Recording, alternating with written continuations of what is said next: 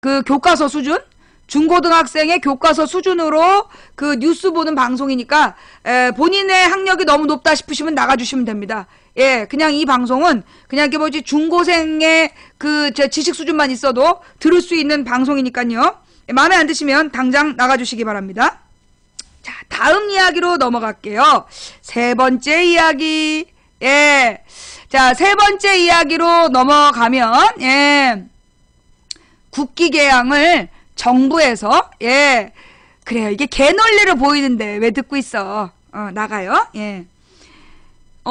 국기 개양에 대해서 정부에서 강제하겠다. 예. 국기 개양식에 대해서 국기 뭐 개양하고 하강하고 이 규정을 정부에서 규제하겠다. 강제적으로 규제하는 방법을 방안을 논의 중이다. 라는 거죠. 예. 우리 아주 어렸을 때는 박정희 전두환 때죠. 박정희 때가 분명하고 전두환 때는 없어진 거, 아니야. 전두환 때도 국기 강화식이 있었어. 그니까 이제 그 학교에서 국기 강화식이라는 게 있었어요.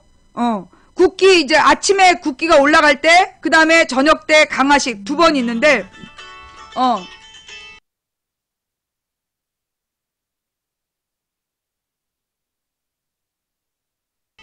녹화를 끊어야 될 시간이 됐어요. 아유, 그냥 오늘 우리 어린 벗들이 반가운가 봐요. 망치부인 보니까 그냥 좋아 죽을래나 봐. 예. 자, 그 국제시장에 그 장면이 나와요. 나는 황정민을 참 좋아했는데, 이번에 참 정이 뚝 떨어져가지고,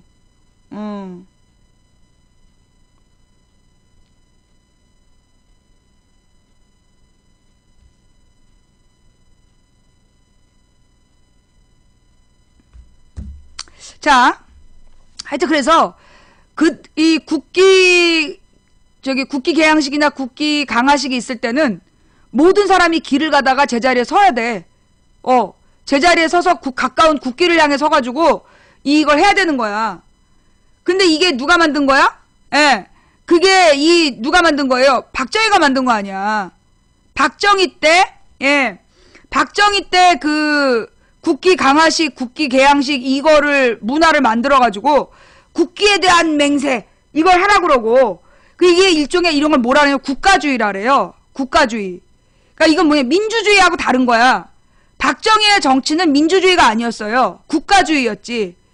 무슨 얘기냐면 박정희 전두환의 정치는 국민이 주인이 돼서 국민의 개성과 자유, 인권을 존중하는 정치가 아니라 국가의 필요와 이 요구를 위해서 개인이 희생을 감수해야 되는 일종의 전체주의였던 거죠.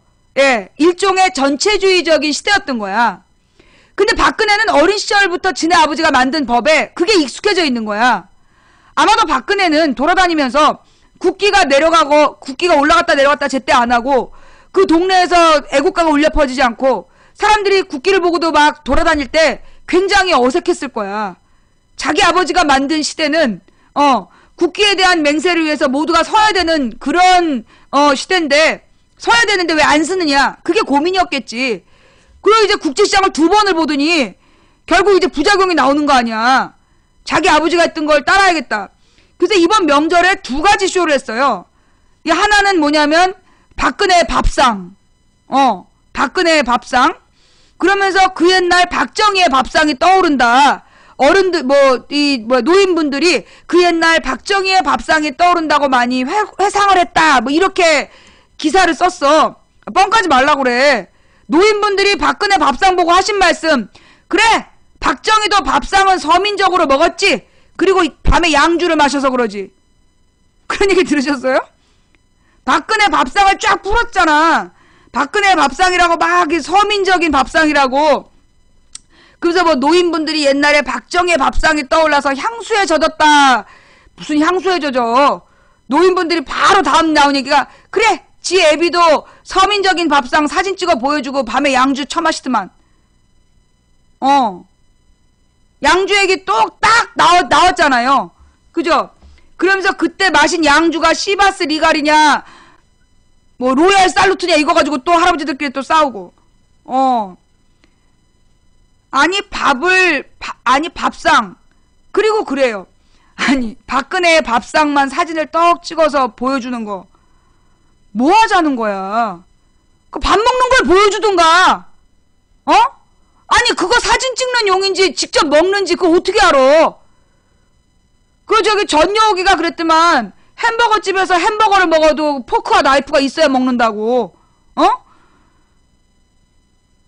그 밥상에서 먹는지 안 먹는지 어떻게 알아. 이게 지금 무슨 1970년대냐? 1970년대 지금 대한뉴스 찍어? 김영삼이도 칼국수 좋아했어. 노무현도 칼국수 좋아했지. 그리고 노무현이 잘 가던 칼국수집은 저기 국세청한테 감사당했다며. 세무조사 당했다며. 국밥 좋아하고. 무슨 서민 밥상? 아유 진짜 지랄하지 말라 그래. 그런 걸 지금 그걸로 국민들한테 어필할 수 있다고 생각하는 것 자체가 문제야. 그거 보고 어른들 하는 말이 뭔데? 지네 애비도 그렇게 서민 밥상 차려놨다가 저기 밤에는 양주 처마시더라. 그게 어떻게 알았어? 우리 다 몰랐잖아. 나는 솔직히 기억이 안 났어요. 어린 시절에, 나도 어린 시절이라서 나는 그 뉴스를 본 기억이 안 났는데 신문에 나왔다며. 그 당시에 호외로 박정희 죽은 밥상이 나왔어, 사진으로. 호외로 나왔다든가 무슨 텔레비에 나왔다든가. 그래갖고 궁정동에서 여대생 불러갖고 마지막에 술 먹고 그러다가 총 맞아 죽었잖아. 그 밥상이 공개가 된 거야.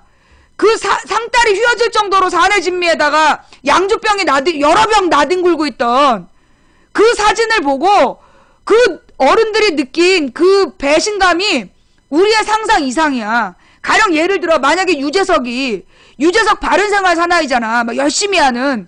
그런데 알고 보니까 유재석이 카메라만 꺼지면 뭐 옆에 카메라맨한테 막 막말했다. 이게 알려져봐. 그 배신감이 얼마나 크겠어. 그 마찬가지였다고. 막 박정희는 서민적인 밥상으로 밥을 먹고 막걸리를 좋아하고 고무신에 늘 작업복 잠바 입고 다니는 그런 정말 선량한 서민 아버지 같았는데 어머 죽는 날 먹은 거 보니까 보통이 아니었잖아. 유재석을 누가 깠어. 정말. 근데 내가 진짜 유재석 얘기 나한테 좀 이따가 유재석 얘기 해달라 그래. 나 울었잖아 유재석 때문에. 근데 좌우지간 그런 걸로 그런 밥상으로 지금 박근혜 지지율이 회복될 수 있다고 생각해? 지금 박근혜 지지율이 그 밥상 보여준다고 회복될 수 있을 것 같아? 그거 밥 먹는 거 보여주는 것도 아니고 밥상만 찍어서 보내면서? 도대체가 지금 이 박근혜 주변에 있는 사람들의 이 마인드가 말이에요. 설날 철책에 가지 않나? 밥상 찍어서 보여주질 않나? 국기 개양식을 국가에서 뭐 해야 된다고 그러질 않나? 지금 국민을 너무나 나는 그런 것 같아. 난 솔직히 얘기해서 박근혜한테 뭔가 이렇게 조언해주는 사람이 노망난 거 아닌가 싶어. 박근혜 홍보팀이 그러니까 박근혜에 대한 이미지 메이킹을 하는 사람이 노망이 난 거 아닌가 싶다니까. 아니면 정신이상에 걸렸거나. 아니 도대체 그러니까 내가 볼 때는 왜 박근혜 당선시켰던 그 새누리당 홍보팀 있잖아. 걔가 빠진 건 분명해. 걔가 있었다면 저런 식으로 이미지 메이킹 안 해줄 것 같아. 박근혜를 당선시켰던 그 팀은 새누리당 왜 파란 잠발 빨간 잠발로 바꿔 입히고 막 마크도 바꾸고 박근혜 막 대선 때 막 뭐 하겠다 막 그러면서 뻥까면서 구라쳐가지고 센 개구라쳐가지고 대통령 당선시켰던 그 홍보팀 있잖아. 걔네들 빠진 것 같아. 걔네들이 빠지면서 지금은 이제 이 박근혜 주변에 완전히 70년대 이후로 텔레비를 안 본 사람들이 모여있는 것 같아. 인터넷과 대한 언론을 전혀 안 보는 이 70년대 이후로 텔레비를 안 본 사람들이 모여있지 않으면 저런 짓을 할 수가 없어. 그지? 토사구팽은 무슨 토사구팽이야. 그 인간 내년에 새누리당을 위해서 또 돌아올 거야. 그래서 긴장해야 된다는 거야. 그 사람은 뼛속까지 새누리당이야. 내년 총선 때 또 돌아온다니까, 새누리당을 위해서. 완전히 또 뿌리부터 바꾸겠습니다 이러면서 돌아올 거야. 토사구팽은 나발. 내가 볼 때는 박근혜가 토사구팽 당한 것 같아. 박근혜를 대통령 만든 사람들이 박근혜를 토사구팽한 거 아닌가 싶어. 버려진 것 같아. 아니면 저럴 수가 없어. 그지? 저렇게 정말, 아니 이게 유치원에서도 안 먹히고 노인정에서도 안 먹혀. 지금 저런 식은 안 그래요? 지금 여러분 그 혹시 부모님들이 그 박근혜 밥상 뉴스 보고 뭐라 그래요? 난 내 주변 다 비었더만. 저 쇼하고 있다고. 지 애비도 저렇게 서민 밥상 사진 찍어주고 밤에 양주 빨았다고. 다 비웃죠? 에휴. 이완구 후폭풍의 새정치 새누리 추월 직전까지 맹추격했다. 리얼미터 여론조사 결과 이완구 임명 강행 후폭풍으로 새누리당 지지율은 하락한 반면 새정치민주연합 지지율은 상승하면서 격차가 0.9포인트까지 좁혀진 것으로 나타났다. 18일 리얼미터에 따르면 16에서 17일 전국 성인 1000명을 대상으로 조사한 결과 새누리당 지지율은 전주보다 2.6% 하락한 34.7%를 기록한 반면 새정치연합은 2.0%를 상승한 33.8%를 기록하면서 양당 격차는 0.9%포인트로 좁혀졌다. 이는 지난해 3월 새정치연합 창당 이래 가장 작은 격차다.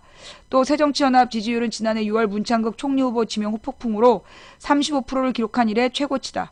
정의당은 0.2% 하락한 4.1%를 기록했다. 무당층은 어쩌고저쩌고. 여야 차기 대선 지지도에서 문재인 대표 지지율이 전주보다 2.3% 상승한 27.5%, 또다시 최고치를 경신하면서 1월 초부터 1위 자리를 고수했다. MBN에서 이거 지지율로 뻥까다가 걸린 거 아니야. 문재인 지지율이 35%에서 28%로 떨어졌다. 35%한 적이 없는데!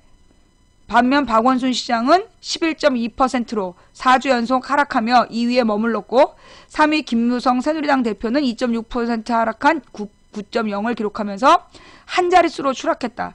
이어 안철수, 정몽준, 김문수 더블. 한편 박근혜 대통령 국정수행 지지율은 전보다 2.2% 오른 36.4%다. 부정평가는 55.8%로 하락했다. 이번 조사는 전화 면접 및 자동응답 방식으로 무선전화, 유선전화를 했고 전화 면접은 16.3, 자동응답은 7.6%였다. 박근혜 지지율이 36%? 이건 좀 뻥 같은데. 박근혜 지지율 36%, 이건 내가 볼 땐 어떤 거냐? 새누리 지지자들이 위기의식을 가지고 뭉친 거야. 자, 일단 내가 이걸 보고, 내가 이걸 보고 이제 해설을 해보자면, 이 여론조사에 대한 해설을 하자면, 지금 새정치연합의 지지율이 오른 이유를 설명할게요. 뭔 얘기냐면, 옛날에 그 문재인이 아니었고, 김한길, 안철수, 이런 사람들이 당을 주도할 때는, 그때는 젊은 사람들이 일체 응답을 잘 안 했어. 새정치연합을, 지지하는 젊은 층이 없었다고. 그러면 이제 이 새정치연합의 지지층은 누구냐 하면 주로 이제 호남 중심으로 새정치연합의 호남 출신들 중심으로 새정치연합 지지층이 22% 고정 지지율이었던 거야. 거기서 올라가봤자 27, 22에서 27 왔다 갔다 하고면서 있었던 거지. 그런데 문재인이가 당대표가 딱 되면서 소위 젊은 층에서 적극적으로 의사표현을 하기 시작한 거예요. 그래서 지금 새정치연합 지지율이 올라간 거야. 지금 새누리당은 애써 그걸 무시하고 문재인 때문에 올라간 게 아니라 이완구 때문에 반짝 야당이 올라간 거라고 얘기를 하고 있어. 근데 내 주변에서 문재인 지지자들이 적극적 의사표현을 하기 시작한 거야. 사실 호남 출신들은요, 그 의사표현하는 걸 되게 꺼려요. 왜냐면 괜히 여론조사에서 솔직하게 얘기했다가 후폭풍을 당할까봐 여론조사에 솔직하게 안 눌러. 그런데 문재인을 지지하는 젊은 층은 굉장히 자기 표현을 잘하는 층이야. 그래서 적극적으로 자기 표현을 해서 지지율이 저렇게 올라간 거예요. 저게 반짝 지지율 상승이라고 보는 건 잘못이야. 그리고 박근혜 지지율이 36%가 됐다는 얘기는 원래 이 새누리 고정 지지층, 원래 새누리 고정 지지층 35%가 이제 회복됐다는 얘기야. 그러면서 위기의식을 갖고 뭉쳤다는 얘기지. 위기의식을 갖고 뭉쳤다는 얘기지. 박근혜에 대해서 지지하는 내용이 올라갔냐? 전혀 아니에요. 실제로 이 명절에 주변 돌아본 사람들은 알 거야. 다 욕했어. 박근혜에 대한 그 비판의 정도가, 강도가 굉장히 셌어. 솔직히 지금 대구 경북 지역에서도 대통령이 뭐 한 게 있냐, 이게 지금 기본 정서라니까. 그런데 무슨 대통령 지지율이 오르긴 뭘 올라. 뻥 까고 있는 거지. 예. 박원순 아들에게는 병역비리가 없습니다. 예. 그래서 이게 이제 이 지지율의 변화를 보면 내가 볼 때는요. 내가 그랬잖아. 그리고 박근혜 지지율은 설을 전후해서 올라간다는 보도가 나올 거다. 올라간다라고 유도할 거라고. 그래서 계속해서 박근혜 리서치 뷰에서는 박 대통령의 부정평가 65.4%로 역대 최고를 경신했다. 그러니까 저 리얼미터 조사 뭐라고 물어봤는지를 물어봐야 돼. 뭐라고 물어봤는지를 물어봐야 돼요. 그 내가 알고 있기로도 지금 박근혜 지지율 20%대야. 한 명은 대놓고 지지하고 한 명은 몰래 지지하고 그래서 2명 정도 지지해.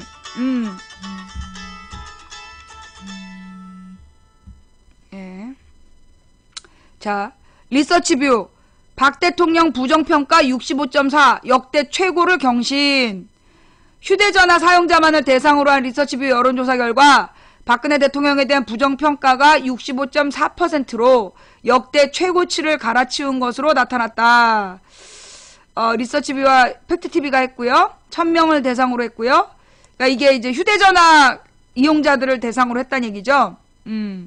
그래서 박근혜의 긍정평가는 26.8%, 부정평가는 65.4%, 정당 지지율은 새누리가 34.6, 그 다음에 새정치는 29.7, 내가 봐도 새정치연합이 한 29.7에서 30%대 초반? 예, 그 정도일 것 같아. 진짜 실질 지지율은. 그 다음에 정의당이 8.7, 여야, 지지율은 문재인이 28, 박원순이 17.9, 그 다음에,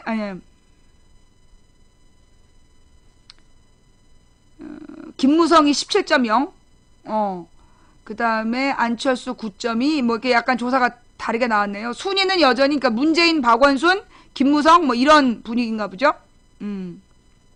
문재인, 박원순 두 사람 중 누가 출마하더라도 김무성 대표를 14에서 16% 차로 여유있게 승리할 것으로 나타났다. 대선, 이거는 왜 이런 걸 열심히 발표할까 했더니, 그 대선 지지율이 뭘 가늠하느냐 하면, 다음 대안이 있느냐야. 그 불임정당이라는 얘기 들어봤어요? 불임정당? 그러니까 이제 그러니까 2012년에 문재인이 대선 후보가 되기 전에는 사실 야당 후보 중에 대통령 후보감이 없었던 거야. 그러니까 지난 2012년까지 솔직히 문재인이 별로 대통령 후보답지가 않았어. 그래서 이 야당을 보면서 부르는 별명이 불임정당이었어. 다음에는 대통령 후보가 없다. 얘네들은 죽었다 깨나도 대통령 후보 낼 사람이 없다. 그래서 불임정당이라고 불렀단 말이야. 그런데 지금 이제 이 문재인하고 박원순이, 그러니까 박원순이 쭉 1등으로 가다가 이번에 이제 문재인이 바꿔치고 나와서 지금 계속 상위 1등을 하고 있는 거잖아요. 이렇게 되면 불임정당이라는 낙인이 이제 사라진 거지. 그리고 도리어 지금 이 새누리당이 불임이야. 새누리당에 누가 나와도 사실 박원순이나 문재인을 이길 수 있는 그런 분위기가 지금 안 만들어지고 있죠. 예. 그러니까 지금 새누리당 지지율이 그 고정 지지율로 떨어진 이유는 그 다음 대선 후보에 대한 기대감이 없기 때문이야. 그래서 쟤네들은 내가 볼 때 내년 총선을 최선을 다할 거예요. 새누리당이 2016년 총선을 엄청 준비를 잘할 거야. 근데 지금 새정치연합은 그런 새누리당에 맞게끔, 새누리당에 맞설 만큼 그런 그걸 뭐라 그래, 절박감이 없어. 그러니까 지난 2012년 총선에서도 망한 이유가 뭐였냐면 소위 진보 세력하고 이 민주당이 공천만 받으면 지가 될 줄 알았잖아. 그러다 망한 거거든. 근데 지금도 여전히 이 새정치연합에서는 오래된 선수 의원들은 여전히 당선될 거 가능성이 높아. 3선, 4선 된 사람들은 그 동네에서 또 당선될 가능성이 높아. 그러니까 긴장감이 없는 거야. 그러니까 얘네들은 뭐 당이 혁신해야 된다, 변화해야 된다, 그런 개념이 없어. 그러니까 내년 총선에서도 또 물먹을 가능성이 있다는 거지. 근데 내년 총선에서 물먹으면요, 대선도 못 이겨요. 대선도 이기기 어려운 상황이 될 거야. 근데 이 야당이 긴장감이 없어. 왜냐하면 지금 3선, 4선 된 사람들은 자기네들이 또 되는데 문제가 없다고 생각하기 때문에 별로 당의 혁신에 개념이 없는, 관심이 없는 거야. 근데 실제로 지금 이 새정치연합의 그에서 쓸만한 의원들은 다 초자선이잖아. 그런데 초자선 의원들은 대부분 다시 공천받기가 어려운 상황이야. 왜냐하면 3, 4선이 개혁적으로 공천을 하지 않을 거기 때문에 지네들 거 공천만 챙길 거란 말이야. 그러니까는 이게 지금 내년 총선이 야당에게 굉장히 안 좋은 방향으로 치러질 수밖에 없는 상황이다. 이거를 근본적으로 준비하지 못하면 야당 지지층이 내년 선거 또 새누리당한테 싹 갖다 바칠 수가 있다. 예. 그러면서 지금 분위기는요. 에이씨. 나 아프리카 플레이어가 저기 삭제됐어. 누가 내 컴퓨터에 들어와서 해킹해가지고 종료시키려고 했는데 플레이어를 종료시켰나봐. 그니까 이제 뭐라 그러나, 나를 내 방송하기를 종료시키려고 했는데, 안 돼갖고 저기 플레이어가 종료됐나봐. 예. 자, 하여튼, 잠깐만요. 그럼 우리 또 외부에서 들어오는지 또 봐야지.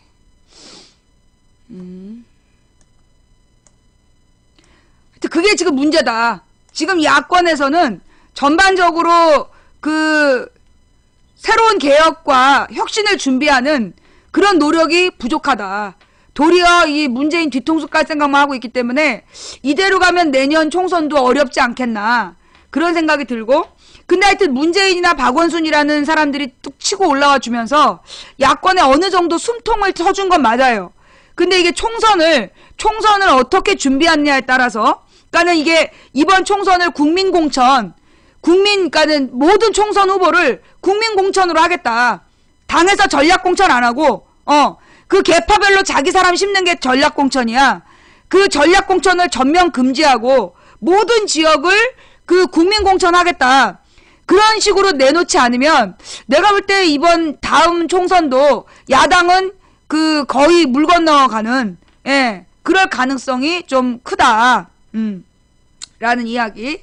하여튼 지금 박근혜 지지율은 실질적으로 박근혜가 잘했다라고 얘기하는 사람은 뭐 국민 중에 20%? 그러니까 25% 정도 지지율인 것 같아. 내가 볼 때는. 그러니까 한 명은 대놓고 잘한다 그러고 1.5명은 소리 없이 몰래 지지하는 그런 수준인 것 같고요. 그 다음에 실제로 뭐 35%, 36%가 지지했다, 그건 아닌 거야. 그 35%, 36% 나온다는 건 그건 새누리당 지지자들이 고집스럽게 잘한다라고 친 거, 예, 그건 거지. 실제로 지지율 그렇게 높지 않다. 근데 이제 30% 미만이면 사실은 옛날에 그랬잖아. 대통령 지지율이 30% 미만이면 물러나야 된다. 그게 누가 그랬대더라? 노무현한테 그랬는데, 누가 노무현한테 대통령 지지율이 30% 미만이면 그만둬야 돼. 대통령직 그만둬야 된다는 그런 뜻이라고 누가 얘기한 사람 있었는데, 그거 한번 찾아봐봐요. 예. 좌우지간 박근혜는 지금 뭐 대통령으로서, 예, 인정받고 존중받긴 조금 어려운 상황이다. 라는 얘기고요. 누가 그랬는지 한번 찾아볼래요? 30% 미만이면, 대통령 지지율이 30% 미만이면, 내 기억엔 그때 새누리당, 그러니까 한나라당 쪽에서 누가 그랬어. 노무현더러 30% 미만이라고. 자. 박근혜 정부 2년. 박근혜 정부 2년은 D학점, 낙제 수준. 경실련에서 전문가 300명을 대상으로 조사했다. 시민단체에도 두 종류가 있어요. 경실련하고 참여연대. 참여연대는 약간 진보 세력에 가까운 시민단체이고, 경실련은 약간 보수적 성향의 시민단체예요. 근데 이번 조사를 누가 했다고? 경실련. 보수적 성향의 시민단체에서 조사를 했는데 전문가 300명에게 조사했다는 얘기예요. 자, 이 사람들이 얘기하기를 통치 스타일이 비민주적이다라고 얘기한 사람이 78%, 직무수행 부정평가도 80%. 경제정의 실천 시민연합의 전문가 조사 결과 박근혜 정부 2년 국정운영 평가는 낙제점인 D학점이었다. 경실련은 지난 2일에서 15일 대학 교수와 연구원 등 전문가 300명을 대상으로 박 대통령이 지난 2년 동안 보여준 리더십과 통치 스타일에 대해 조사한 결과 매우 비민주적이다라는 응답이 59%, 비민주적이다라는 응답이 18%로 부정적 응답이 78%로 나타났다고 지난 17일 발표했다. 긍정평가는 14%에 불과했다. 경실련은 전문가 평가를 5점 척도로 환산하며 평균 1.8점으로 그 D학점에 해당한다고 밝혔다. 박 대통령의 종합적인 직무수행 역시 부정평가가 80%였다. 부정평가자 중 절반이 넘는 150명이 자질이나 리더십 부족을 이유로 제시했다. 106명은 소통 부족, 권위주의적 행태, 97명은 낡은 사고, 구시대적 상황인식 이것을 이유로 들었다. 지난 2년간 추진한 정책 중에 긍정적으로 평가할 수 있는 정책을 물은 결과 절반이 넘는 166명이 없다고 답했다. 국정 쇄신을 위해 반드시 교체해야 될 국무위원으로는 최경환 부총리 겸 기획재정부 장관이 50%로 1위였고 황교안 법무장관이 35%로 2위였다. 이게 무슨 얘기냐? 지금 박근혜 대통령이요. 박근혜 대통령이 그 사고 친 게 또 있더만. 오늘 방 제목. 예. 오늘 방 제목과 박근혜 대통령 관계가 있어. 박근혜 대통령이 그 주식 배당금을 올려주라 그랬다며. 예. 뭐 소액 주주들을 위해서 주식 배당금을 올려주라고. 그랬대요. 그래서 결론적으로 어떻게 됐다? 그 소액 주주들은 거의 표시가 안 났고 이건희 일가에서 2,200억을 주식 배당을 받게 된 거야. 그게 박근혜가 주식 배당금을 올려주라고 그래서. 네. 그래서 그랬다는 거예요. 그러니까 좌우지간 지금 박근혜 정부가 기본적으로 박근혜를 뽑은 근본적인 이유가 뭐냐면 경제적인 이유였어. 경제 정책을 제대로 하라고 뽑아준 건데 박근혜가 지금 박근혜가 최경환이를 그 기획재정부 장관으로 세운 다음에 계속 헛발질하는 거 아니야. 빚어서서 집 사라. 중산층이 90만 원짜리 월세 살아라. 그 다음에 골프장을 활성화시켜라. 그게 지금 경제 3정책이야. 경제혁신 3개년 계획이라 그러면서 나온 정책이 내리 3가지가 나온 거야. 그 다음에 담배값을 올렸다가 저항이 심하니까 내릴까 말까 노인용 저가담배 팔을까 하고 노인들한테 욕먹고 서민용 저가담배라고 지금 또 막 뻥을 까다가 그러면 담배도 계급하겠다는 거냐? 이래가지고 지금 쌩 난리가 낸 거야. 예. 그런 와중에 지금 이제 이건희 일가가 이게 요게 오늘의 주제니까 조금 이따 다시 한번 얘기하기로 하고 지금 전문가들이 평가할 때 박근혜의 그 정무 수행 능력이 몇 프로다. 그 20%만 잘한다? 그 78%가 못한다. 예. 부정적이다. 그러니까 78%란 얘기예요. 그러니까 내가 그랬잖아. 좀 지식인들이나 전문가 집단에서는 박근혜를 다 못한다고 생각한다고. 진짜 그렇다는 거예요. 예. 이게 이제 전문가들이 박근혜를 평가하는 거, 근데 이게 전문가들만이 아니라 국민들도 그렇게 봐. 예. 빚으로 쌓은, 외화 내빈 경제, 서민 살림 더 팍팍해져.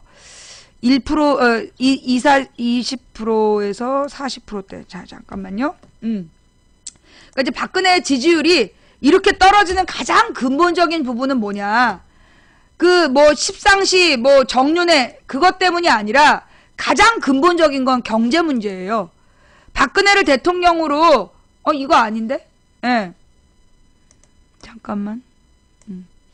박근혜를 대통령으로 지지했던 그 사람들의 가장 중요한 이유가 뭐였냐면 뭐이기 때문이야?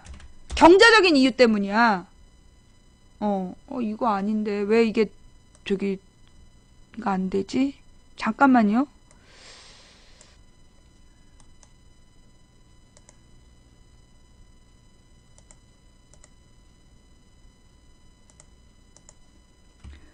아까네 후원해주신 여러분 대단히 감사합니다.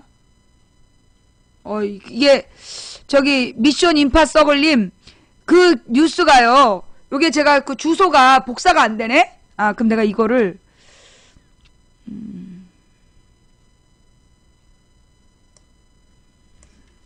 이렇게 해서 검색을 하면 되겠다. 예, 후원해주신 여러분 대단히 감사드립니다.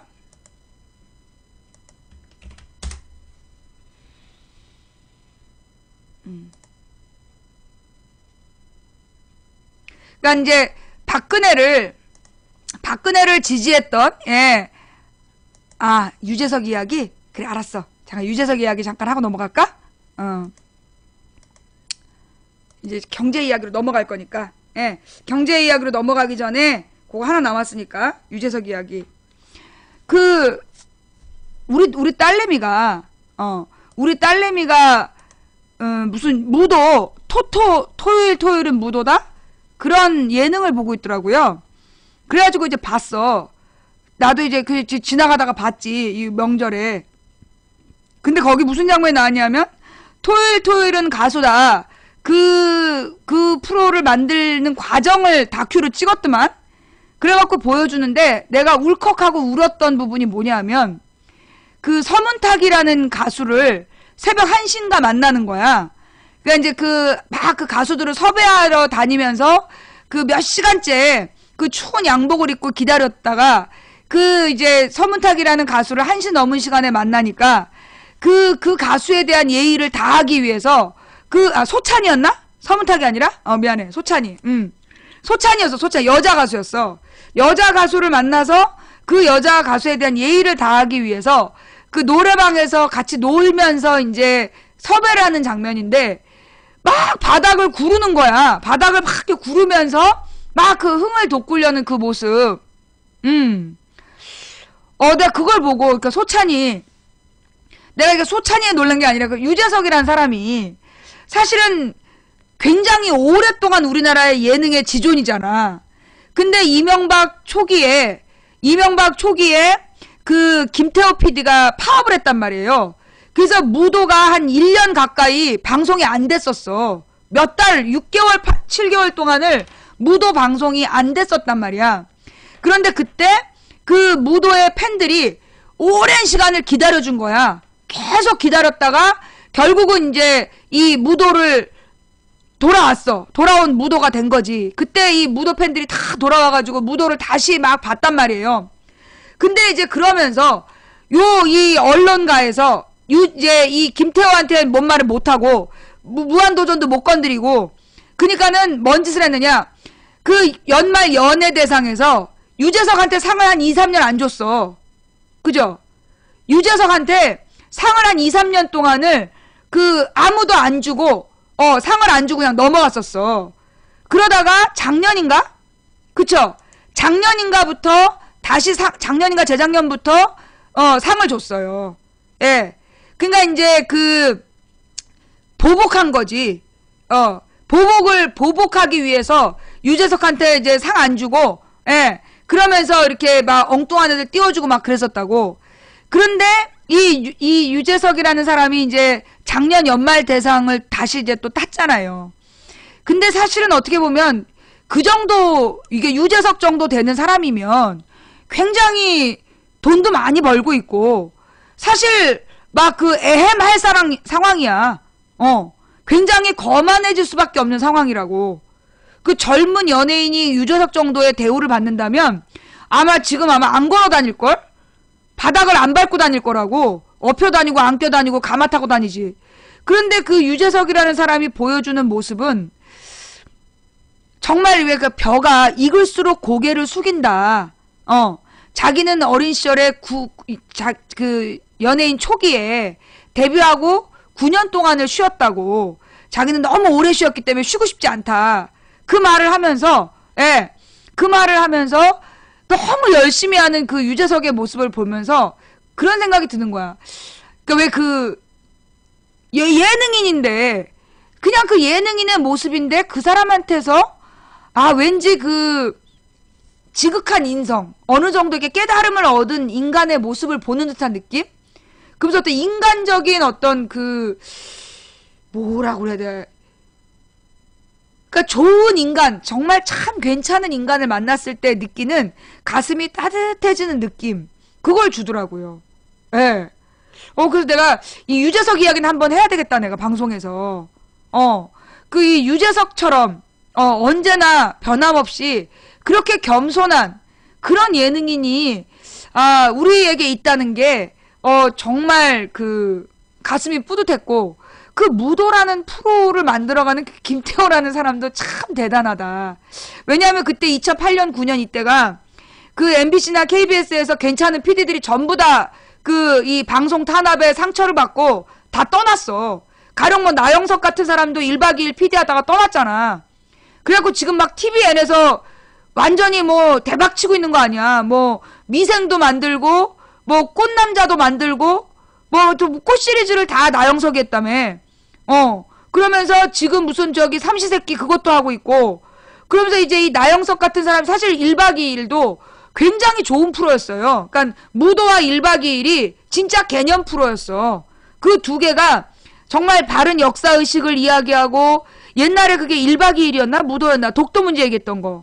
그러니까 나영석 같은 사람이 KBS에서 정말 잘 나갔단 말이야.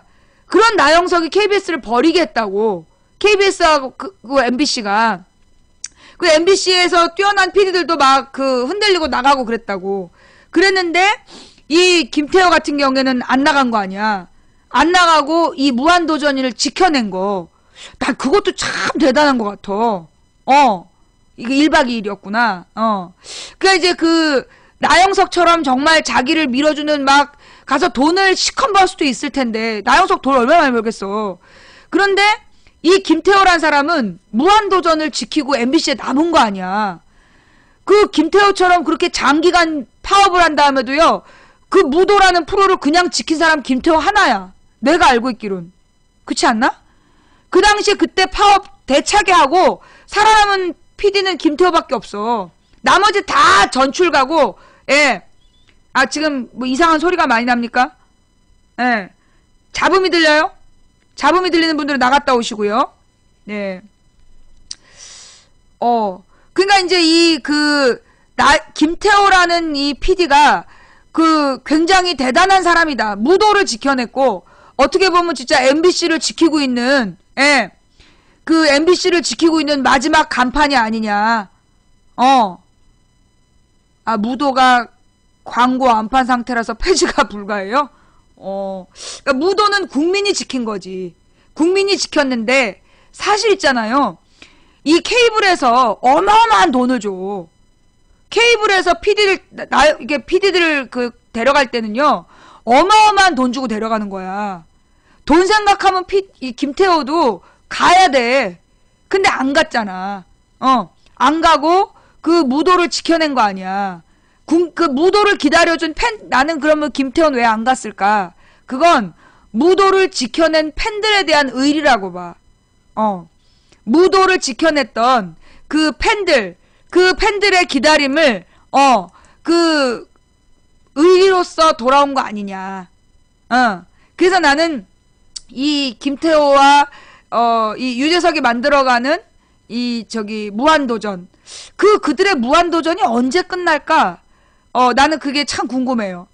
그들도 같이 늙어가면서 예능하는 거 아닐까? 예, 망치 부인이 벽에 똥칠하는 거 모바일 방송하는 게 꿈인 것처럼, 김태호도 계속해서 우리나라에서 최고의 예능으로, 최장수 예능으로 역사를 갈아 써가는 거 아닐까? 근데 사실은 어떻게 보면 그 왜 노홍철 사건 때 말이야. 왜 노홍철 사건 때 그 수상하다 그랬었잖아. 기자들이 주변에 배치돼 있다가 5m 운전했는데 잡았다며. 거기다가 노홍철이 원래 술을 안 마시는 사람인데 딱 한 모금인가 마신 다음에 잡았다며. 그래갖고 노홍철을 그래서 잡아낸 거 아니야. 그래서 무한도전 폐지설이 그렇게 돌았다며. 노홍철 때문에. 예. 근데 하여튼 정정 기사가 났다? 무슨 얘기지? 하여튼 뭐 그 노홍철의 음주운전 사건에 대해서 그 당시 되게 이상한 얘기들이 많이 있었잖아요. 그러면서 결국은 이 노홍철, 근데 그 노홍철 전에 길인가가 음주운전했지. 길이랑 노홍철이랑 둘 다 잘렸잖아. 그러니까는 그것도 연달아서. 그래가지고 이 무도가 정말 어려운 상황이었다고. 그런데 그때 이 토토가를 한 거 아니야. 그때 토토가가 나오면서 그 어려움을, 그러니까 이 노홍철이랑 길이가 당하면서 굉장히 무도에 닥친 커다란 위기가 있었는데, 내가 볼 땐 토토가 때문에 다시 무도가 살아난 거 아닌가? 그러니까 이 토토가 때문에 그 토토가 열풍이 이 무도가 굉장히 어려운 시기였는데 그거를 딱 극복하게 한 것 같아. 맞아.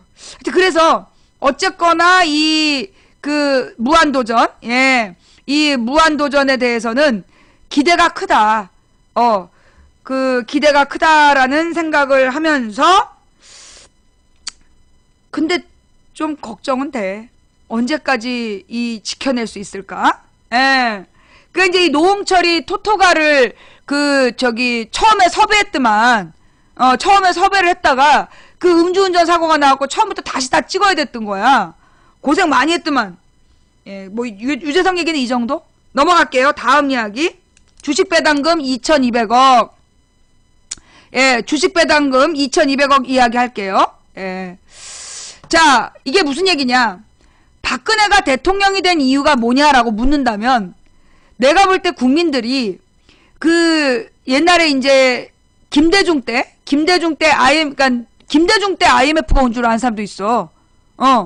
많은 우리 국민들 중에 이렇게 상황을 잘 몰라가지고 김대중 때 IMF가 왔다 이렇게 오해하는 사람들도 있더라고요.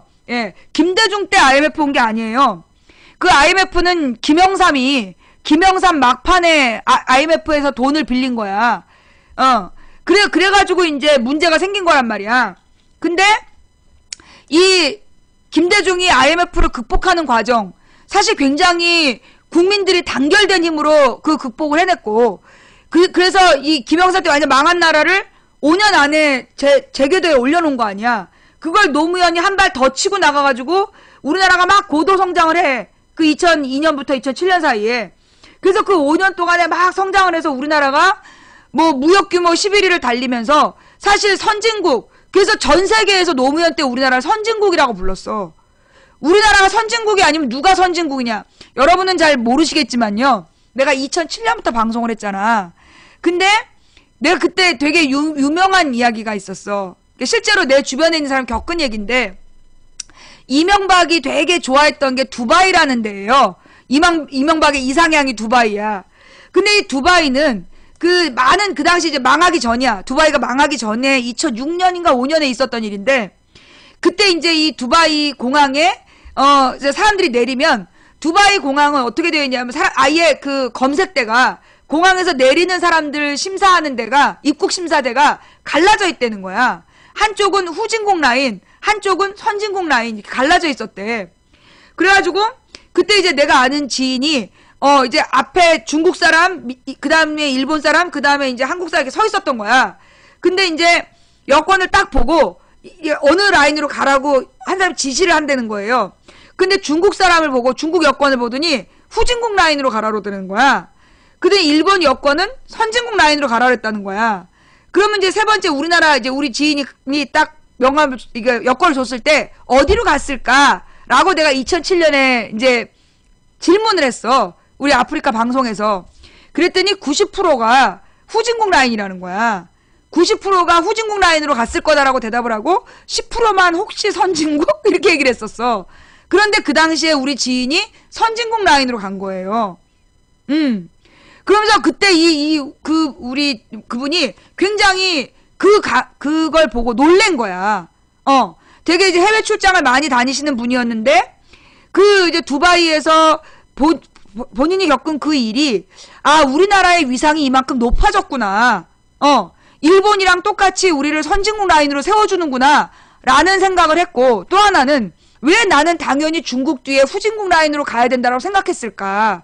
그 얘기를 나한테 하신 거예요. 그래서 내가 그 얘기를 우리 아프리카 방송에서 2007년 처음으로 했던 거야.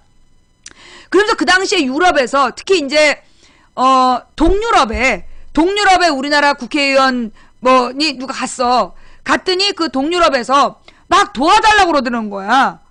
우리나라 국회의원 새정연 의원이었는데 막 도와달라고 자기네 나라를. 그래서 아이고 뭐 우리나라가 뭐 그렇게 힘이 있다고 그러냐 했더니 한국이 선진국이 아니면 누가 선진국이냐고 그랬다는 거예요.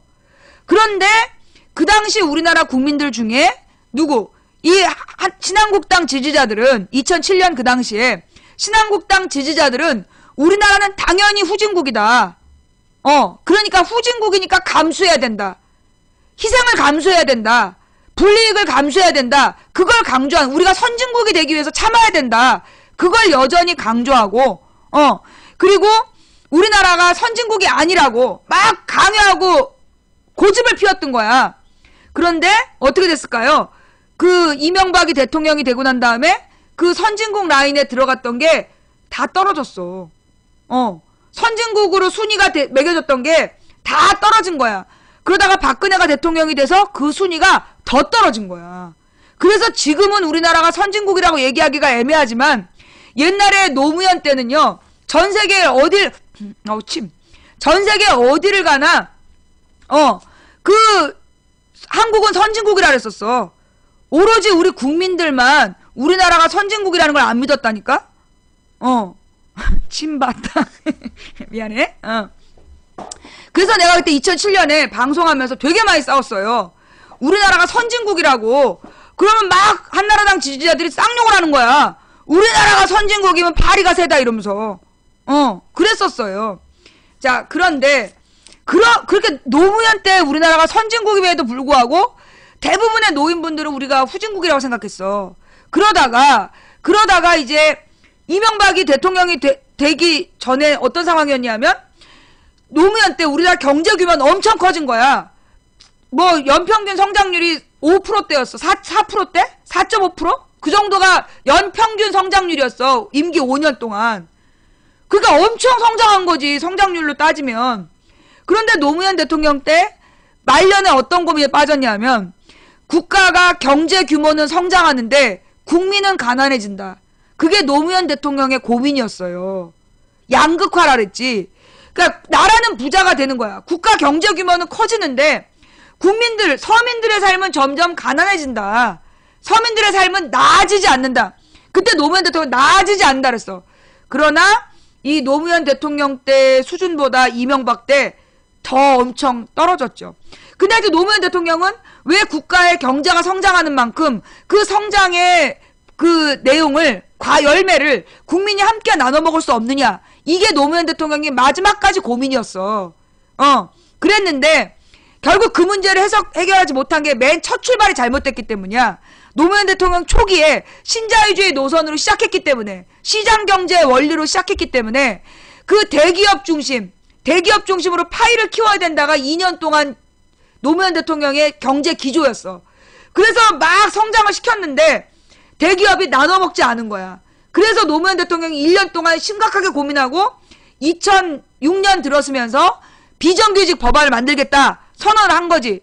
그때 한나라당이 막 막아가지고 2년 뒤로 미룬 거야. 그 2년 동안에 하청기업을 합법화시키는 법안을 새누리당에서 통과시켜요.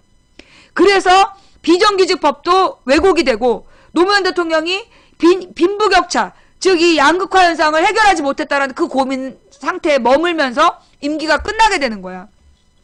그때 이명박이 뭐라 했냐. 다이나믹 코리아! 한국이 죽어가고 있다. 한국을 되살리겠다. 여러분, 개뻥이었습니다. 개구라를 치면서 747이라고 나왔어. 그래갖고 이명박이 5년 동안에 그 대기업의 주식 가격은 5배가 올라요. 4배에서 5배가 올라. 그래서 20만원대, 30만원대 주식이 150만원까지 간 거야. 130만원까지 올라갔단 말이야. 그러면 그만큼 대주주들은 재산이 4-5배로 늘어난 거야. 이명박 5년 동안에. 그런데 서민들의 삶은 어떻게 됐어요? 그대로 폭락하는 거야. 대출금을 갚지 못해가지고, 집값이 막 빚어갖고 집 살았는데 집값이 계속 올라가니까 두려워가지고 집을 샀는데 그 이명박이 대통령 되면 집값이 오른다 그랬는데 떨어지기 시작한 거야. 지금까지 계속 떨어지고 있잖아. 집값이 계속 떨어지고 있는 상태인 거야. 그냥 이명박 5년 그랬지. 근데 이명박이 걔는 싸구려 장사치라서 그렇다. 근데 박근혜가 대통령이 되면 여기부터 중요한 거야. 박근혜가 대통령이 되면 박정희 때처럼 할 거다. 박정희 때는 서민들이 먹고 살았다. 왜? 박정희 때는 자유시장 경제가 아니었어요. 우리나라가 계획경제였어. 국가 주도 계획경제. 자유시장 경제라 그러면 물건의 가격을 그 수요자와 공급자가 시장에서 만나서 결정하는 거야. 그러나 박정희 때는 그게 아니었어. 자유시장 경제가 아니라 국가에서 물건의 가격을 정했어. 물건의 가격을 통제를 한 거야. 그래서 몇 가지 물품은 아예 가격을 못 올리게 했어요. 그래서 뭐 짜장면 가격이라든가 그 몇 가지 물건은요. 그래서 다른 물가에 비해서 짜장면이 그래서 아주 오랫동안 400원인가 그랬어. 아주 오랫동안 400원인가 그러다가 1200원으로 올랐다가 4000원으로 또 10년 가까이 갔다고. 아니야. 2000 몇백 원으로 10년을 갔어. 그 다른 음식에 비해서 짜장면 값이 반값이었던 그런 시대가 있었단 말이야. 그게 누가 만든 거냐? 박정희가 만든 가격 정책이야. 그 다음에 쌀도 정부미라 그래갖고 전량 국가에서 수매한 다음에 3만원 위만, 그 당시에 일반미가 뭐 13만원 할 때 정부에서 파는 쌀은 3만원인 거야. 그래서 쌀값을 통제를 한 거지. 그래서 가격을 정부에서 정했단 말이야. 그러다 보니까 실제로 서민들이 웬만큼만 하면 아버지 혼자서 벌어서 4인 가족이 먹고 살 수 있었어. 박정희 때는. 그러니까 박정희 전두환 때는 아버지 혼자 벌어서 4인에서 5인 가족이 먹고 살만 했던 그런 시절이었단 말이야. 물가가 워낙 쌌기 때문에. 그러니까 이제 그 이승만 때는 국민들이 정말 쫄쫄 굶었어. 이승만 때는 북한보다 우리가 가난했거든. GNP 1인당 GNP가 북한보다 낮았기 때문에 이승만 때, 왜냐하면 이승만은 정말 미국에서 원조한 물건을 빼돌리고 그걸로 팔아갖고 지 돈 챙기고 정말 저질 그런 저질이 없었어 이승만은. 근데 이제 박정희가 된 다음에는 그런 짓은 안 했거든. 그런 짓은 안 했고 우리나라가 이제 소위 이제 서구 자본주의에서 지원을 받아서 이 자본 지원을 받아갖고 우리나라가 자본주의로 발전을 하는 과정이었단 말이야. 산업화로.